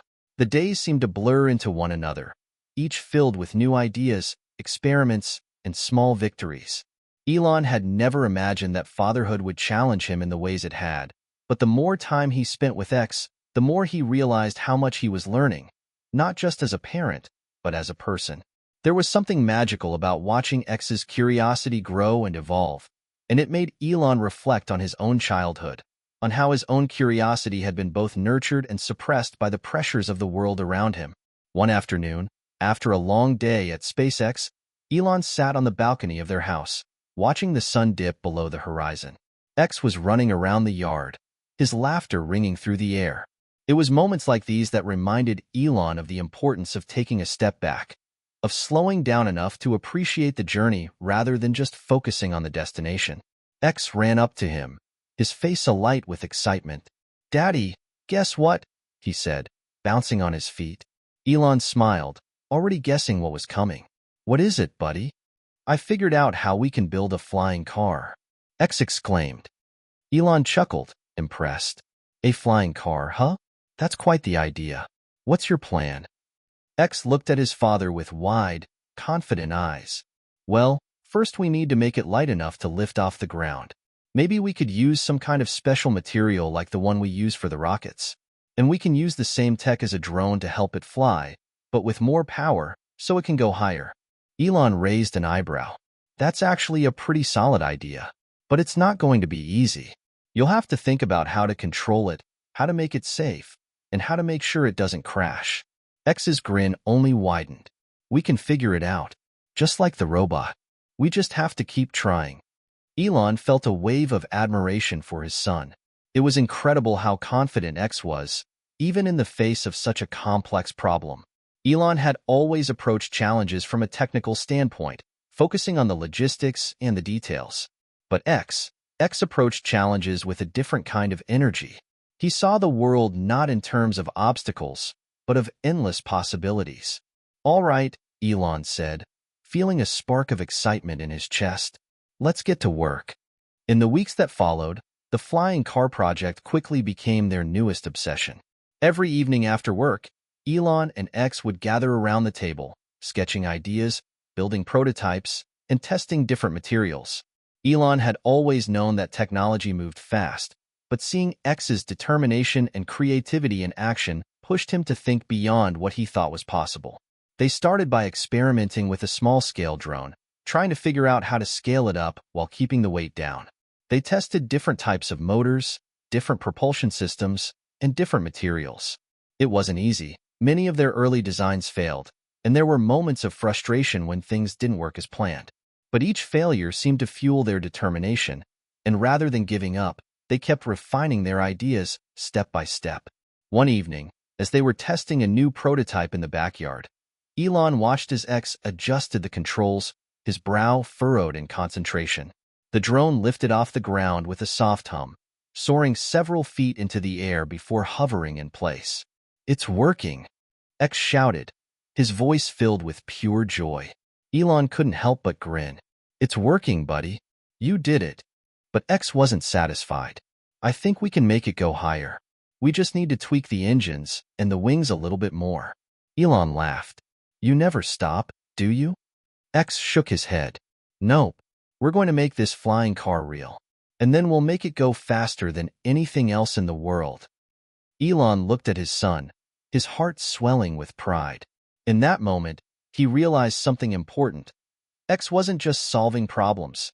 He was dreaming in ways that Elon had stopped doing years ago. He was thinking in terms of possibility, of potential. It wasn't about being the best. It was about creating something new, something that could change the world. And that was something Elon hadn't realized he had lost until he started working with X. As the flying car project progressed, Elon found himself dedicating more and more time to it. What started as a simple idea had evolved into a complex engineering challenge, but one that X was determined to solve. They continued to refine their designs, testing different versions of the drone and constantly improving on what they had learned.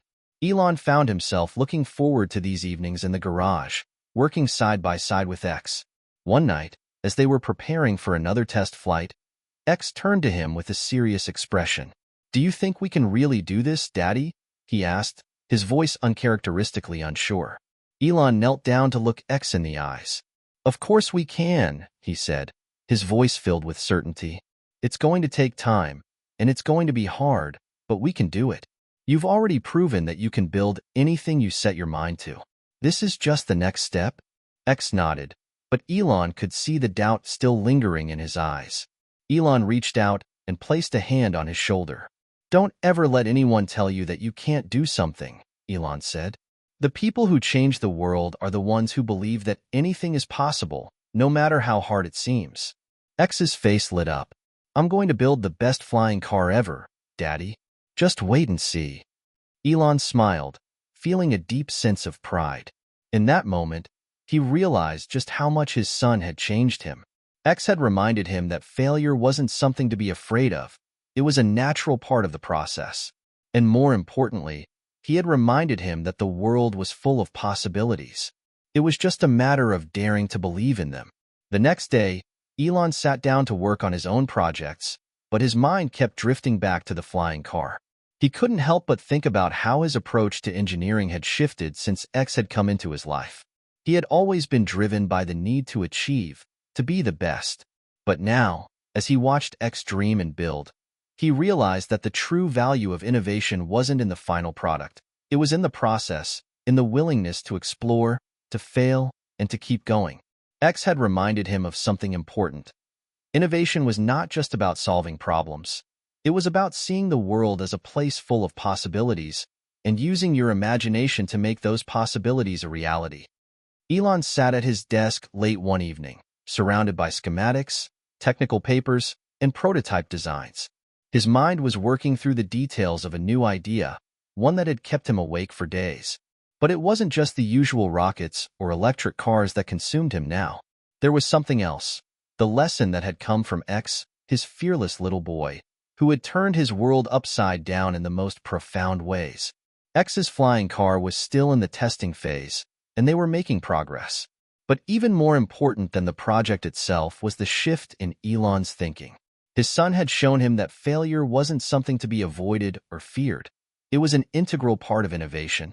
Without failure, there was no growth, no real progress. The idea that failure could be embraced, even celebrated, was something Elon had never truly understood before. In his earlier years, Elon had been consumed with a sense of urgency, with proving that he could build something world-changing. Failure, to him, had always been a roadblock, a sign of weakness or incompetence. But now, he saw failure through a new lens. It was inevitable. It was necessary. And perhaps most importantly, it was something to learn from, not to be ashamed of. That evening, as X came running into the room with his usual boundless energy, Elon noticed something new in his son's approach. The boy wasn't just focused on the next phase of the flying car or the latest iteration of the robot. He seemed unusually reflective, quieter than usual. "Hey, X," Elon said, his voice warm but curious. "What's on your mind?" X sat on the couch, fiddling with a model of the flying car they had been building together. "I was thinking," he began slowly, his fingers running over the small prototype, "what if we fail? What if the flying car never works?" Elon raised an eyebrow, surprised by the question. It wasn't like X to express doubt. "Buddy, we've failed so many times already. And that's okay. Failure doesn't mean we stop. It just means we've learned something new." X looked up at him, his eyes wide with curiosity. "So you mean it's okay to fail?" Elon smiled, sitting down beside him. "Absolutely. Every great invention, every breakthrough, every success has been built on failure. If you're not failing, it means you're not pushing the limits. The key is to learn from it and keep going." X took a deep breath, processing his father's words. "But what if we never figure it out? What if the flying car just stays a dream?" Elon chuckled softly. "Then we'll keep dreaming. Maybe one day it will work. Maybe we'll have to try a different approach. But no matter what happens, the important part is that we tried. We didn't give up. And we keep learning, adapting, and improving. That's how innovation happens." X nodded, seeming to take comfort in his father's words. "Okay," he said with a small grin. "We'll keep going. We'll figure it out. Elon's heart swelled with pride. X was learning to embrace the very mindset that had shaped his own career. The mindset that failure wasn't an end, but a beginning. It was the willingness to risk, to experiment, and to fail in order to succeed. The next few weeks were a whirlwind of experiments and testing. Elon and X were constantly tinkering with their designs, trying new approaches to the flying car's propulsion system. There were many failures, motors that burned out, prototypes that crashed, designs that didn't quite work. But with each failure came a new understanding, a new idea, and a stronger resolve to push forward. One afternoon, as they tested a new version of the car, X looked at Elon, his eyes filled with excitement. "I think we've got it, Daddy. This time, it's going to fly for real." Elon watched as X pressed the button to launch the prototype into the air. The car lifted off the ground slowly, hovering for a few seconds before plummeting back down to the earth with a soft thud. X let out a frustrated sigh. "It didn't work. I thought it would this time."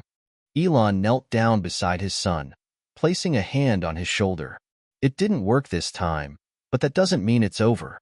Every failure is one step closer to figuring it out. You can't give up now.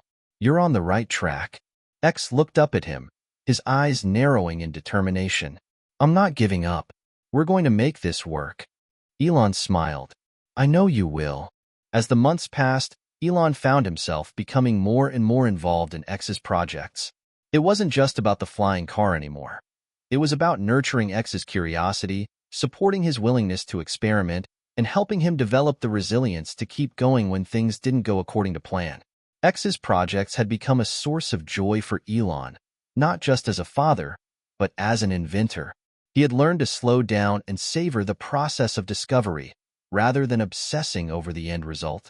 And what he saw in X, the unwavering confidence in the face of failure, the ability to learn and adapt, was more valuable than any technological breakthrough. It wasn't long before X started applying this newfound mindset to his other interests. One afternoon, X came to Elon with another idea.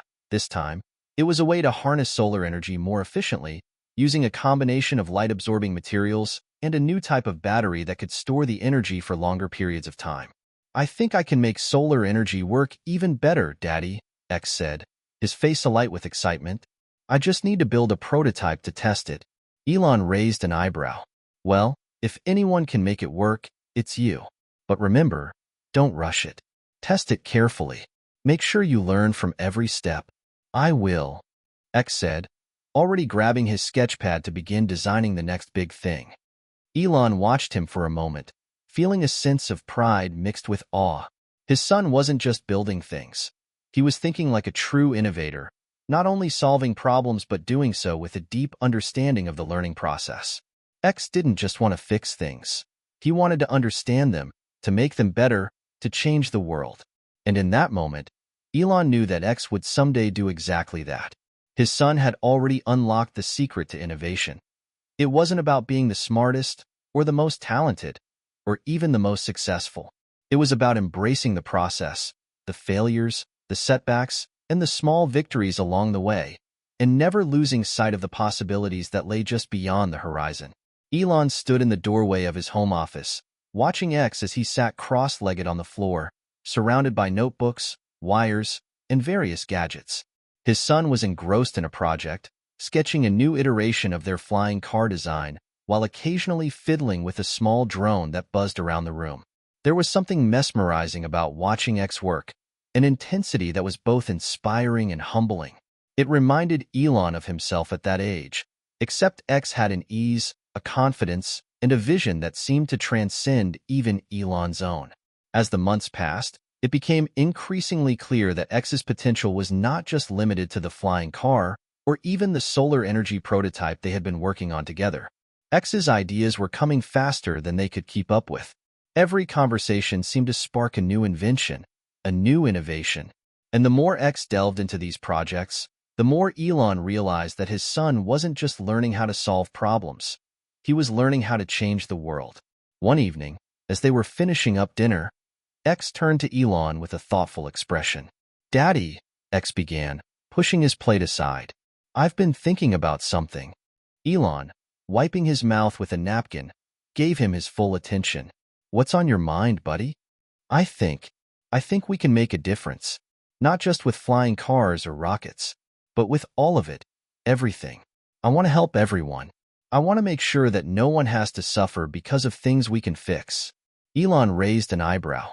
It wasn't the first time X had expressed a desire to solve big problems, but hearing it now, after everything they had worked on together, was a reminder of just how much his son had grown.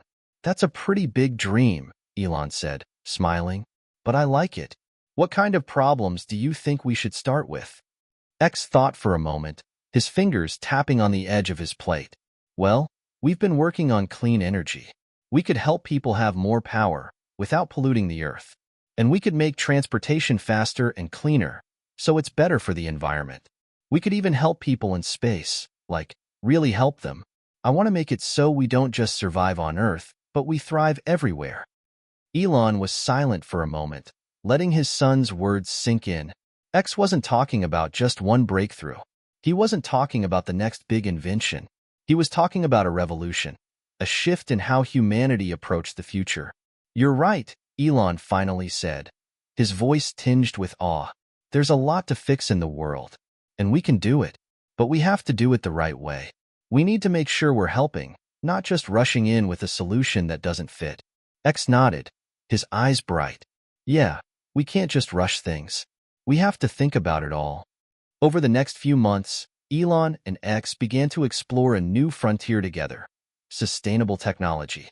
They expanded their research beyond flying cars and solar power, diving into renewable resources, carbon capture, and sustainable agriculture.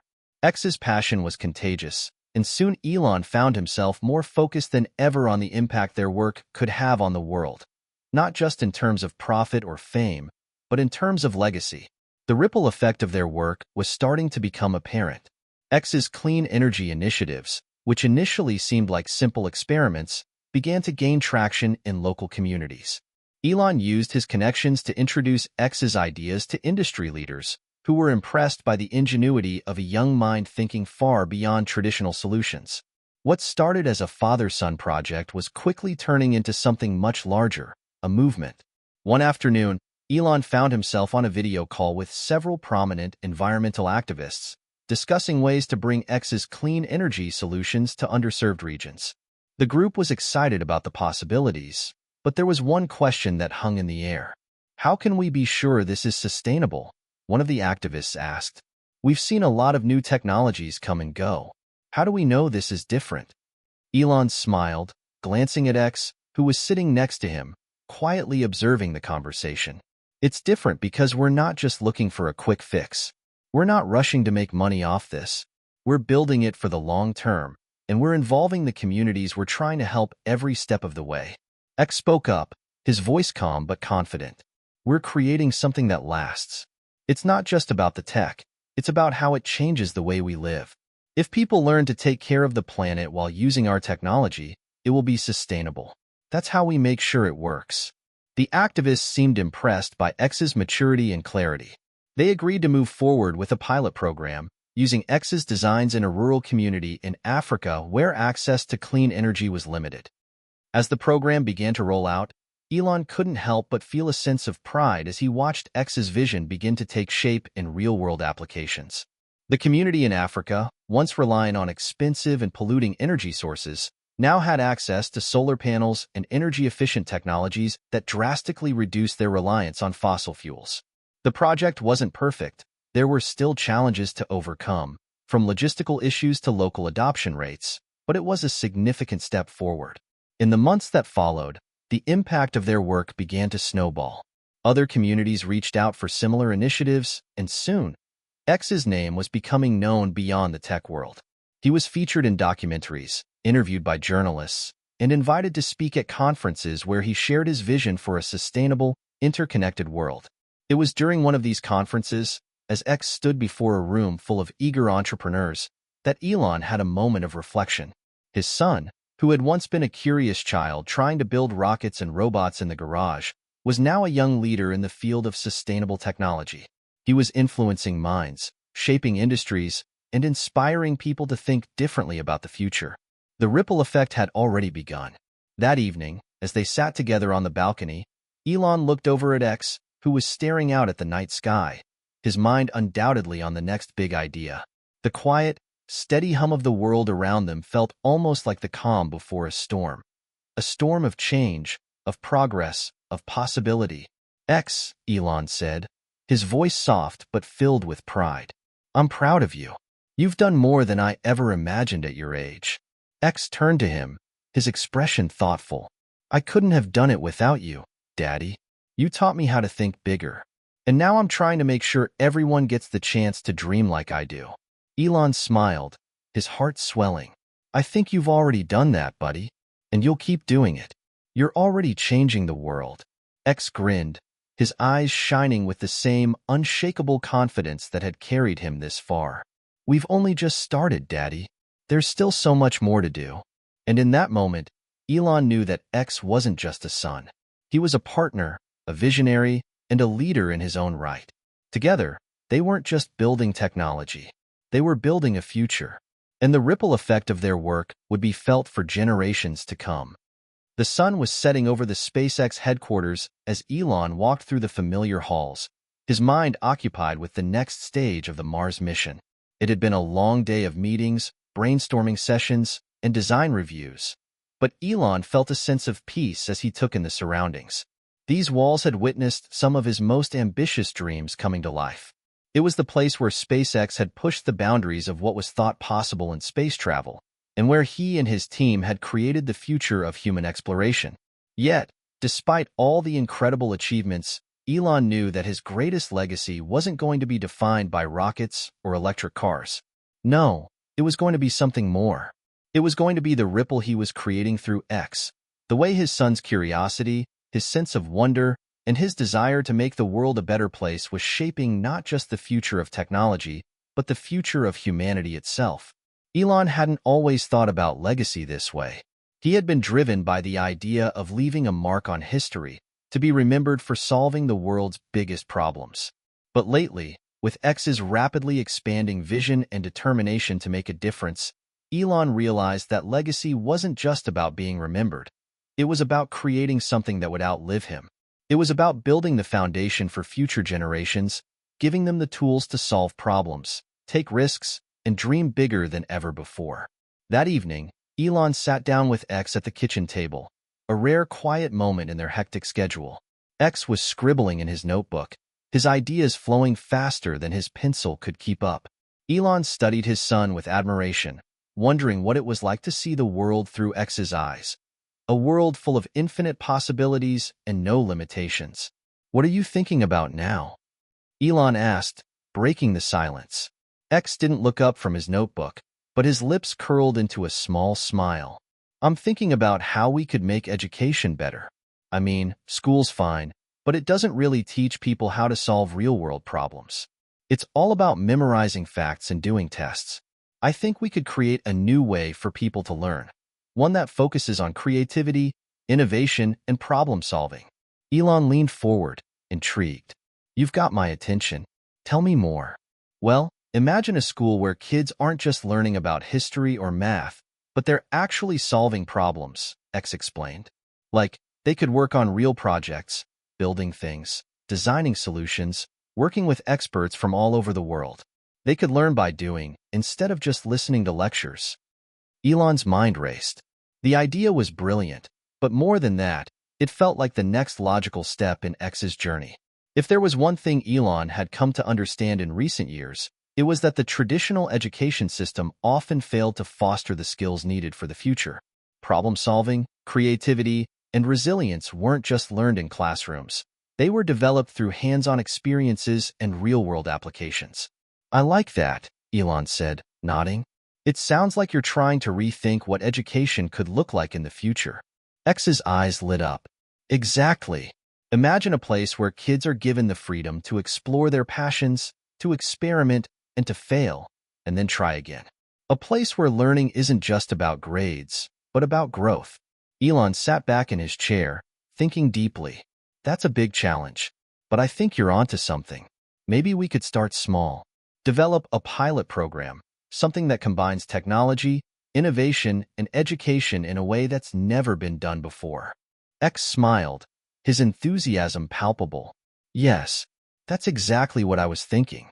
We could even use virtual reality to let students experience things they never could in a traditional classroom. They could learn about space travel by exploring Mars in VR, or learn about climate change by witnessing the effects of pollution in real time. Elon was impressed by X's ability to see the big picture, to create a world where education wasn't just about filling minds with knowledge, but about preparing students to tackle the challenges of tomorrow. It was a vision that aligned perfectly with Elon's own desire to change the way the world worked, to make the future something worth fighting for. In the months that followed, Elon and X began to turn the idea of a revolutionary educational program into a reality. They partnered with a team of educators, engineers, and VR specialists to develop a curriculum that would teach children how to solve real-world problems using a combination of technology, creativity, and collaboration. They called it Future School, a place where students weren't just learning from textbooks, but were immersed in projects that allowed them to directly engage with the issues that would shape their future. The curriculum focused on sustainability, space exploration, renewable energy, and advanced technologies, all while encouraging creativity and critical thinking. The response was overwhelmingly positive. Parents, teachers, and students alike saw the potential of the program. It wasn't just about teaching kids how to memorize facts. It was about teaching them how to think, how to innovate, and how to make a real difference in the world. Soon, Future School expanded to multiple locations across the country and even attracted attention from international organizations interested in implementing similar models in their own countries. What had started as a small idea in their kitchen had blossomed into a movement, a revolution in education that would have a lasting impact on generations to come. One afternoon, Elon stood in front of a room full of educators, investors, and innovators, proudly presenting the progress of Future School. X was standing next to him, his face beaming with pride. Elon had never seen his son so focused, so passionate about something. It wasn't just about technology or invention anymore. It was about shaping the next generation of leaders, thinkers, and problem solvers. As you all know, Elon began, we're at the precipice of something extraordinary. With Future School, we're not just changing how we teach, we're changing how we think about learning itself. Our goal is to give children the tools to build the future they want to see, whether it's in space, on Earth, or beyond. X stepped forward, his voice clear and confident. We want to create a world where anyone can dream big and have the skills to make those dreams come true. A world where education isn't just about getting good grades. It's about learning how to solve the challenges of the future. And that's what we're doing here. Elon watched as X spoke, feeling a sense of pride and awe. His son was no longer just a child working on tech projects in their garage. He was a leader, someone who was shaping the future of education and, in turn, shaping the future of humanity itself. As the crowd applauded, Elon couldn't help but think back to the early days of his career. The struggles, the failures, and the triumphs. He had come a long way, but now, it wasn't just about his own legacy. It was about the legacy X was creating, and the ripple effect that would spread across the world for generations to come. As they left the conference, Elon and X walked side by side, the weight of their work settling in. "Daddy," X said, looking up at him, "do you think we're really changing the world?" Elon paused, looking down at his son with a smile. "I think you are. And I think the world is going to change in ways we can't even imagine yet." X grinned, his eyes filled with excitement. "Then let's keep going." And in that moment, Elon knew that the future was in good hands. Not just his hands, but in X's hands. Hands that were already shaping a world far beyond what Elon had ever dreamed. It had been a year since Future School had taken its first steps toward transforming education. X's vision for a new kind of learning environment had already started reshaping how young minds approach problem-solving, collaboration, and innovation. Elon watched with pride as X continued to lead this educational revolution, but as the dust settled from the success of their new venture, Elon's thoughts began to drift back to the mission that had been his life's obsession: space. The Mars mission. As SpaceX continued to push forward, making remarkable strides in developing reusable rockets and improving spacecraft designs, Elon couldn't help but feel the weight of what was at stake. Mars was no longer just an idea, it was a goal. a goal that had a very real timeline, a series of technical challenges, and a passionate, committed team working tirelessly to get humanity to the red planet. But as he sat in his office one evening, reviewing blueprints for the next Starship prototype, a thought began to take root in Elon's mind. He had spent so much time focused on the technology, on the logistics, on the launch dates. But what about the future of humanity itself? What kind of world would they be building once they got to Mars? Would it be just an extension of Earth? Or would it be something entirely different? The answer, Elon realized, lay in the lessons that X had taught him. Elon called X into his office, feeling the sense of excitement and urgency that had characterized his early ventures. X had just returned from a new educational pilot project they were running in rural India, and his mind was buzzing with ideas about how to bring more diverse perspectives into the fold of future school. But today, it wasn't about education. It was about something much bigger. "Hey, buddy," Elon began, leaning back in his chair. "I've been thinking about something. You know how we've been working on getting to Mars, right?" X nodded, his eyes lighting up with the same enthusiasm that always accompanied any conversation about space. "Well, I've been wondering," Elon continued, "what kind of society we want to build on Mars. Right now, we're focused on the technology, the transportation, and the resources we'll need to survive. But what if Mars could be more than just a new place to live? What if it could be the start of something new? A new kind of society, one that reflects the best of what we can be, not just the same mistakes we've made on Earth." X thought for a moment, his brow furrowing as he processed his father's question. "You mean, we could build a better world there? A world where people are more focused on innovation and sustainability, where technology is used to improve life for everyone, not just a few people?" Elon smiled. "Exactly. We've been so focused on getting to Mars, we haven't really thought about what comes next. What if Mars could be a fresh start, a chance to learn from Earth's mistakes and build something truly unique?" X's face lit up as the idea began to take hold. "That would be amazing. We could create a society where people don't just survive, but thrive. Where we build cities that run on clean energy, where we use technology to solve problems instead of create them, and where every person has access to the education and resources they need to grow and contribute."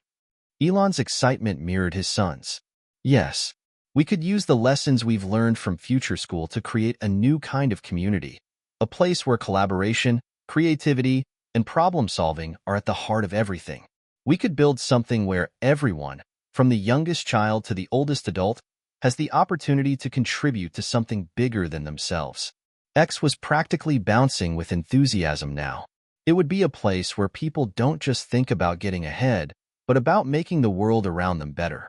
A society where everyone's purpose is to contribute, to innovate, to make life better for others. Over the following weeks, Elon and X began to brainstorm more seriously about what this new society on Mars could look like. They brought in experts from a range of fields, sociologists, environmentalists, engineers, and futurists, to discuss the possibilities and implications of building a new civilization. The more they thought about it, the more excited they became. This was no longer just about building a settlement on Mars. It was about building a society that could set a new precedent for humanity, a society that could serve as a model for Earth as well. "What if," X suggested one evening, "we could create a system where every citizen on Mars contributes to a global project? Like, we could set up collaborative teams that work on solving the biggest challenges, whether it's energy, food production, or even mental health. We could use data and technology to track progress, and everyone could be part of the solution." Elon raised an eyebrow. "So, a kind of open-source society?" X nodded. "Exactly. Everyone has a voice, and everyone is working toward a common goal. But instead of competition, it's about collaboration. It's about bringing together the best minds to tackle the problems we face. We don't need to reinvent everything. We just need to make it work better. And we can learn from the mistakes we've made on Earth." Elon leaned back, taking in his son's words. The idea was radical, even by his own standards, but it resonated deeply with him. For years, Elon had believed that the key to solving humanity's biggest problems was innovation and technology. But X had shown him that the foundation of that future needed to be something deeper, something that started with the way humans interacted with one another, the way they thought about their role in the world. In the coming months, Elon and X worked together to develop a detailed framework for what they began calling the Mars Society. It was an idea built on the principles of collaboration, sustainability, and inclusivity. They envisioned a society where each person's contribution, whether in technology, agriculture, education, or health, was recognized and valued. Mars wouldn't just be a backup for humanity. It would be an opportunity to build a better world from the ground up. They explored the idea of a universal basic income for all Martians, designed to ensure that no one would ever be left behind. With the technological advancements they had already made, such as solar power and advanced agriculture systems, it was feasible. The goal wasn't just survival, it was flourishing.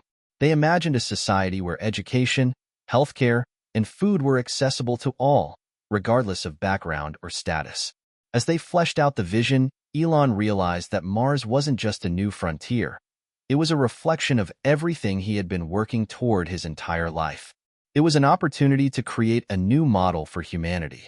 And the fact that X was a part of it, helping to shape this vision, filled him with a deep sense of pride. One evening, as they sat on the balcony of their home, looking up at the stars, X turned to his father, his expression thoughtful. "Daddy, do you think people will ever really be ready for this? A society where everything's different?" Elon stared up at the stars for a long time before responding. "I think people are always ready for something new. They just need to see the possibilities. And once they do, once they understand that there's a chance to build something better, they'll want to be a part of it." X smiled, his eyes gleaming with the same vision that had driven Elon all these years. "I think you're right, and I'm ready too." Elon felt a wave of emotion wash over him. His son wasn't just ready for the future, he was ready to create it. As they gazed out into the night sky, Elon knew that the future wasn't just about rockets and technology. It was about the people who would live on Mars, who would create the world that would define the next chapter of human history. And with X by his side, that future suddenly seemed not only possible, but inevitable. The idea of the Mars Society had grown from a visionary conversation between Elon and X into something far more tangible. It was a concept that could change everything: humanity's future, its values, and how people interacted with each other. Elon could feel the pulse of excitement and possibility as his team at SpaceX began to discuss Mars in a new light. Mars was no longer just a destination. It was a canvas for building the kind of world they had all dreamed about. But while the grand plans began to unfold, Elon knew that the road ahead would be anything but easy. Colonizing Mars wasn't just about sending a few rockets there and expecting everything to fall into place. It was about laying down a foundation for human life in the most unforgiving environment imaginable. It was about creating a self-sustaining ecosystem, developing technologies to survive on the planet, and, most importantly, developing a society that could thrive beyond Earth. At a special SpaceX meeting in early spring, Elon gathered his core team to discuss the future of the Mars mission. X, now more involved than ever before, sat beside him, sharing his father's passion for what lay ahead. Elon had always been a relentless visionary, but now, with X by his side, his thinking had evolved. The two of them had spent countless hours in brainstorming sessions, exploring everything from food production and water sourcing on Mars to social systems and governance models. Elon stood before the group, his mind racing through the complex details of the mission. "We're not just building a colony," he began. "We're laying the groundwork for the future of humanity. Mars is a unique opportunity to create a society that works better than the one we've created here on Earth. Our goal is to build a system that's inclusive, sustainable, and focused on innovation." X stood up, sharing the floor with his father. "The system we create on Mars will have to be one where every person is a part of something bigger than themselves, where each individual has the chance to contribute meaningfully, and where creativity and collaboration are the driving forces behind everything we do." The room fell silent as the weight of X's words settled in. The room of engineers, scientists, and strategists knew that this wasn't just another mission. It was a mission to define the future of civilization itself. Elon glanced over at his son, feeling a mix of pride and awe. X's perspective had changed the way Elon looked at the entire mission. This wasn't just about rockets or landing on Mars. It was about building something that would not only survive but thrive in a new world. In the months that followed, the planning for Mars accelerated. SpaceX focused on developing the technology that would allow them to build a self-sustaining city on Mars. The team worked on solar arrays to power the colony, advanced life support systems to recycle water and air, and agricultural innovations to ensure food security. But at the same time, Elon and X's idea of a new society began to take shape in more practical ways. X, with his unflagging passion for education and sustainability, took charge of developing a framework for the Martian community. He envisioned a society where everyone could contribute to solving the planet's biggest challenges, from designing sustainable cities to building new technologies that could support the long-term survival of humanity. The Mars Society wasn't going to just be about survival. It would be a community that embraced collective innovation, equity, and the potential of every individual. X often said, in the future, on Mars, success won't just be measured by individual achievements. It will be measured by how we work together to solve problems and create solutions that benefit everyone. Elon was astounded by his son's insight. He had always been driven by the idea of technological progress, by using innovation to propel humanity forward. But X was reminding him that the social and ethical frameworks of this new society were just as important as the technology that would make it possible. Mars had to be a place where every person mattered, where cooperation and creativity defined success, not just technological milestones.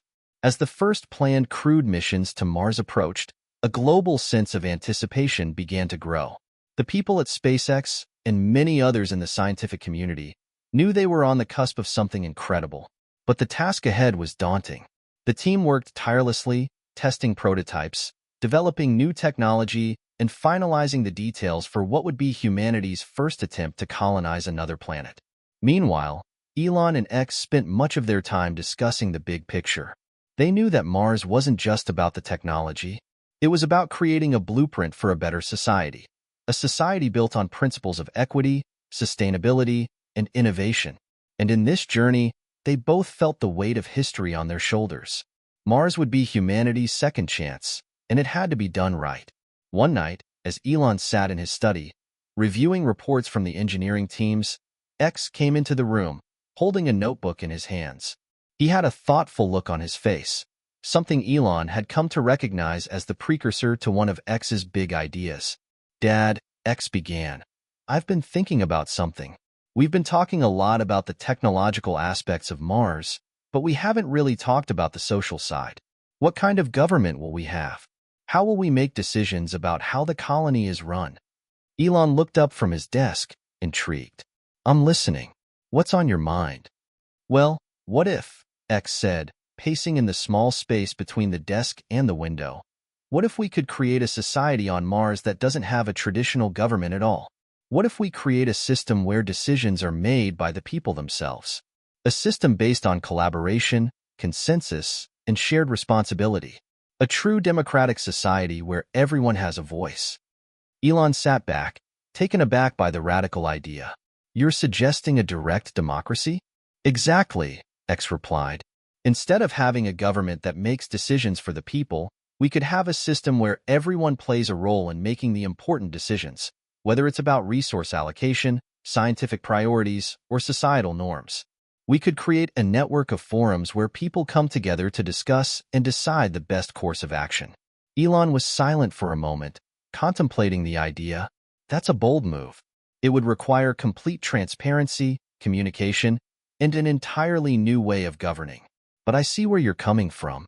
If Mars is going to be a new society, it can't be based on the same systems that have worked here on Earth. It needs to be something more collaborative. X's eyes brightened. "Exactly. If we can make it work on Mars, it could serve as a model for Earth. We could prove that people can work together for the greater good, that technology and innovation can empower individuals, and that collaboration can solve problems in ways that top-down governments never could." Elon thought about it deeply. In many ways, this idea resonated with him more than anything else. The idea of creating a society where everyone had an equal stake, an equal voice, was revolutionary. It was a far cry from the political and economic systems that had defined humanity for centuries. But it was also something that felt like the natural next step. Elon said, finally breaking the silence. I think you're onto something. This could be the real legacy of the Mars mission. Not just the technology, but the idea that a new society can be built on the principles of collaboration, innovation, and shared responsibility. X smiled. I think this could be the future of humanity, not just on Mars, but on Earth, too. If we can make this work on Mars, then maybe we can bring these ideas back to Earth. Maybe we can start building a world here that works the same way. As they looked out over the horizon, the stars overhead, Elon felt a sense of certainty settle within him. Mars had always been the next frontier, the ultimate challenge. But now, with X's vision of a society grounded in collaboration and shared responsibility, Elon realized that Mars might not just be humanity's second chance. It could be the place where humanity reinvented itself. The mission was no longer just about exploring the unknown. It was about creating a new way to live, a new way to govern, and a new way to dream. And in that moment, Elon Musk knew that the future was no longer just in the stars. It was in the hands of the people, united in their shared purpose, building something greater than anything the world had ever known. The months following the initial brainstorming for Mars' new society had been filled with intense planning and determination. Elon and X's vision of a society where collaboration and innovation were at the heart of every decision was beginning to gain traction not just within SpaceX, but with key stakeholders in the scientific and political world. Mars had become more than just a distant destination. It had become a proving ground for humanity's next chapter. But as they continued to push forward, there were challenges ahead, ones that went beyond the technical obstacles of colonization. Elon and X knew that creating a new society meant rethinking almost everything. How people interact, how decisions are made, how resources are allocated, and even what the role of government, if any, would be. Elon, have you seen this? X's voice interrupted Elon's deep concentration as he was reviewing the latest data on the Starship prototypes. Elon glanced up, seeing the fire of inspiration in his son's eyes. X was holding a tablet, his thumb scrolling through documents and sketches. The younger Musk had always been a quick thinker, and when something sparked his imagination, there was no stopping him. What is it? Elon asked, intrigued. X placed the tablet on the desk in front of him, showing Elon a blueprint that looked remarkably like a city, except it was on Mars. The city wasn't just a cluster of buildings and roads, though. It was designed in layers. Self-sustaining farms that could grow food, water harvesting systems to recycle and purify what was available, and solar arrays that would power every part of the city. This is my vision for Mars, X said. Not just the infrastructure, but the culture. I've been thinking a lot about how we can build something sustainable, not just for a few years, but for generations. We need a society that works with the land, that is as resourceful as it is advanced. Elon studied the blueprint carefully. There was something different about X's vision compared to the typical plans for Mars. Most of the designs focused primarily on survival, pressurized domes, automated systems, and high-tech innovations to sustain life. But X's blueprint was more holistic, including spaces for community interaction, areas dedicated to education and innovation, and structures that would adapt as the colony grew. This is exactly what we need, Elon said, his voice filled with a rare sense of approval. You've managed to blend the technological with the social. This is what Mars needs to be, self-sufficient, but also community-focused. But even as the Mars Society blueprint began to take shape, the question remained. How would this society be governed? Elon had spent years building companies that thrived on innovation, speed, and self-direction. But on Mars, there could be no room for inefficiency. Everything, every decision, would need to be made with an eye toward survival and long-term prosperity. And the only way to achieve that was by ensuring that every voice on Mars was heard, and that decisions were made in a way that could keep the colony functioning smoothly. One evening, after a particularly challenging meeting with engineers discussing the latest technical hurdles, Elon and X sat down to reflect. They were in a quiet lounge overlooking the dark, sprawling campus of SpaceX. The sun had long since set, and the stars had begun to emerge in the sky, distant but endless. Dad, X began, breaking the silence, I've been thinking a lot about how we make decisions on Mars. Right now, everything is in the hands of a few, whether it's SpaceX or the government. But that won't work when we're on Mars. We need something different. Elon nodded thoughtfully. You mean we can't just have a centralized government like we have on Earth? The needs of the colony will be too dynamic. X leaned forward, his gaze intense. Exactly. We need a decision-making system that's fluid. One where the people have the power to influence the direction of the colony. It shouldn't just be a top-down structure. It has to be collaborative, decentralized, and transparent. People have to be able to act fast when problems arise, but also have input into how things evolve.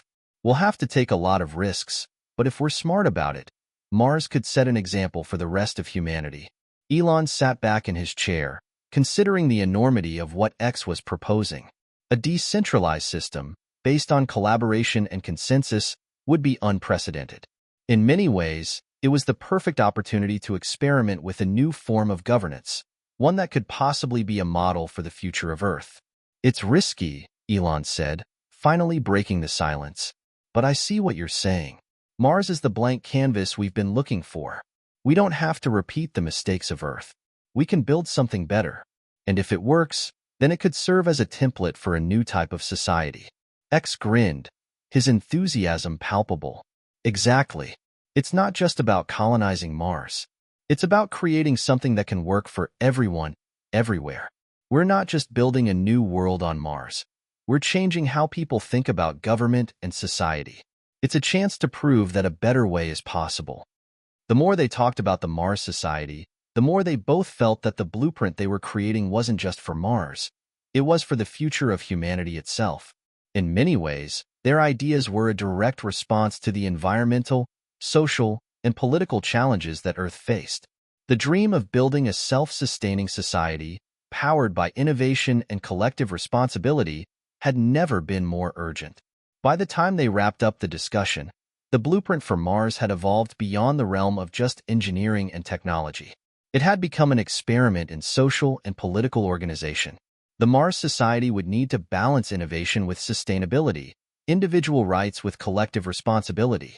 The world they were designing wasn't just about survival. It was about creating a flourishing, dynamic society.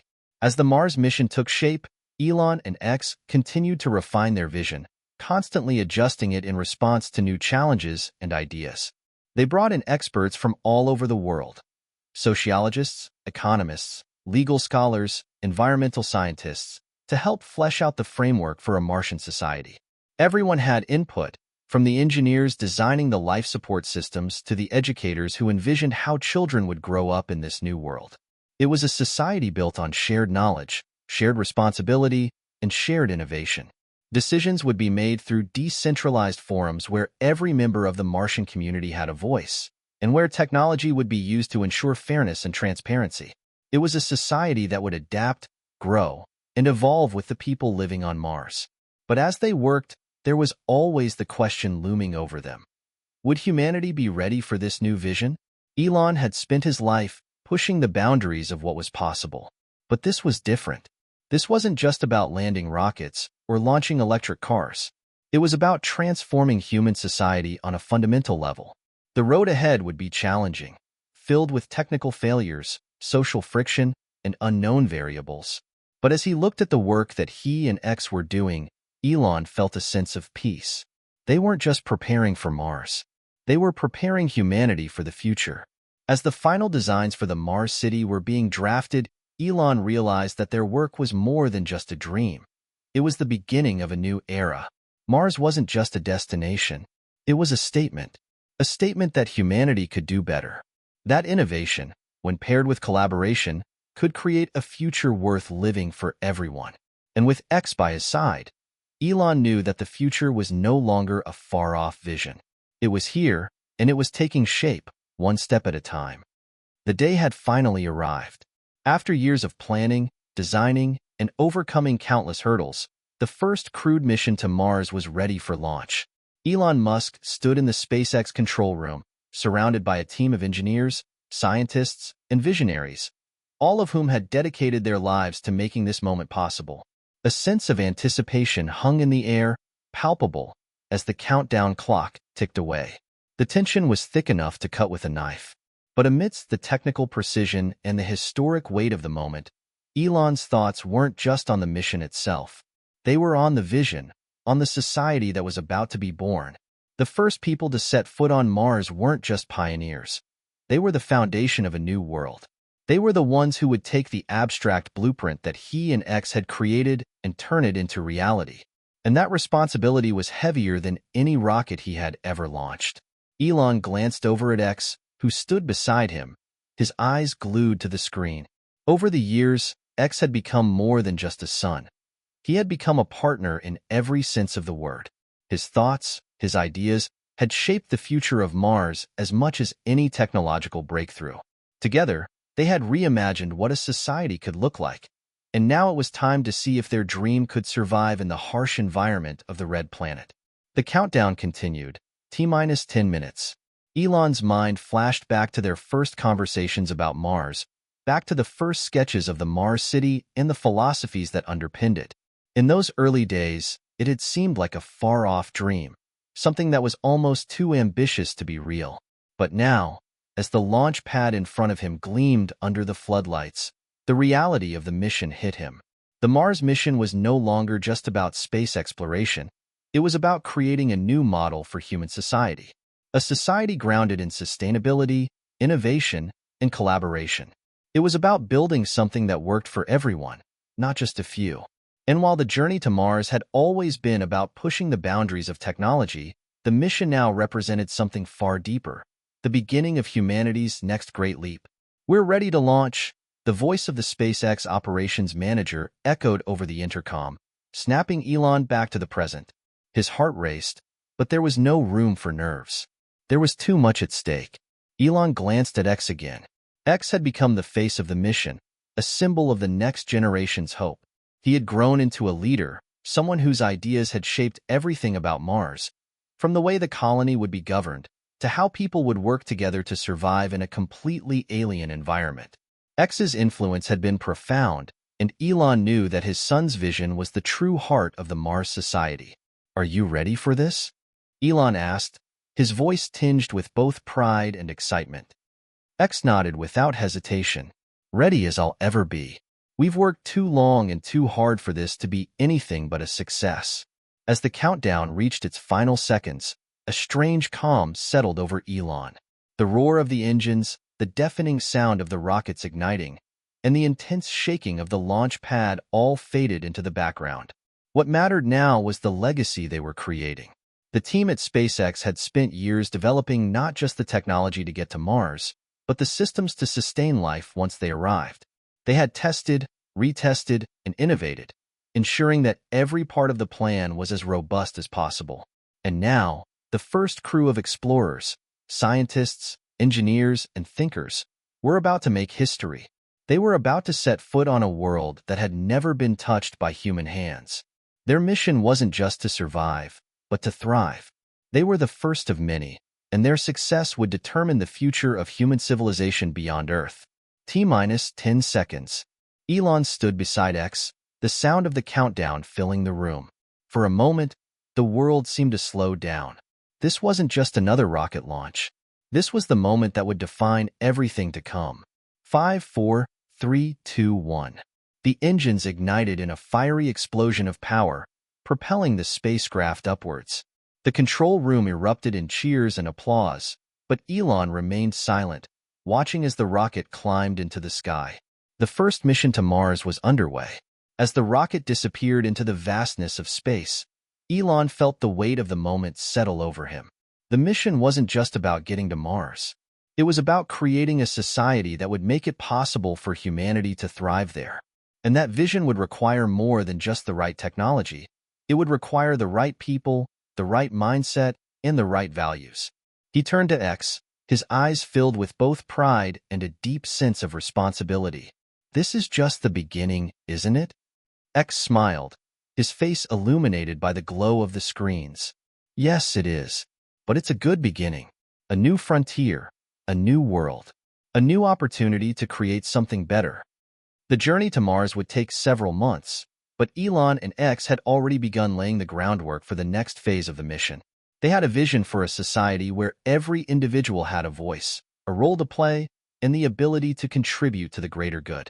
They knew that building this society wouldn't be easy. It would require constant adaptation, innovation, and a deep sense of collaboration. But with every new piece of technology, every new system, and every new idea that came to fruition, they grew more confident that they could make it work. As the crew of the Mars mission made their final approach to the Red Planet, the excitement reached a fever pitch. Elon and X stood side by side, watching the final preparations unfold on the monitors in front of them. The mission was on track, and the Mars Society was about to take its first steps into reality. The moment the crew set foot on Mars, the world would change forever. The mission wasn't just about exploration. It was about creating a society that was sustainable, innovative, and inclusive. It was about learning from the mistakes of Earth and using that knowledge to build a better future. And as Elon looked at the image of Mars on the screen, a sense of purpose washed over him. They weren't just changing the course of space exploration, they were changing the course of humanity itself. As the final approach to Mars drew closer, X looked at his father one last time. "It's happening, Dad. It's really happening." Elon nodded, a faint smile on his lips. "Yes, it's happening. And together, we'll make sure it's a future worth living for." Hit subscribe and leave a comment with where you're watching from. What do you think the first steps on Mars will look like? What's your vision for the future of humanity? With the launch of the first crewed mission to Mars, Elon and X knew that the road ahead was long and uncertain. But they also knew that the work they were doing, the dream they were chasing, was more than just about space. It was about the future of humanity. And with each new step, they were moving closer to a new world where possibilities were limitless. The mission wasn't over. It had only just begun.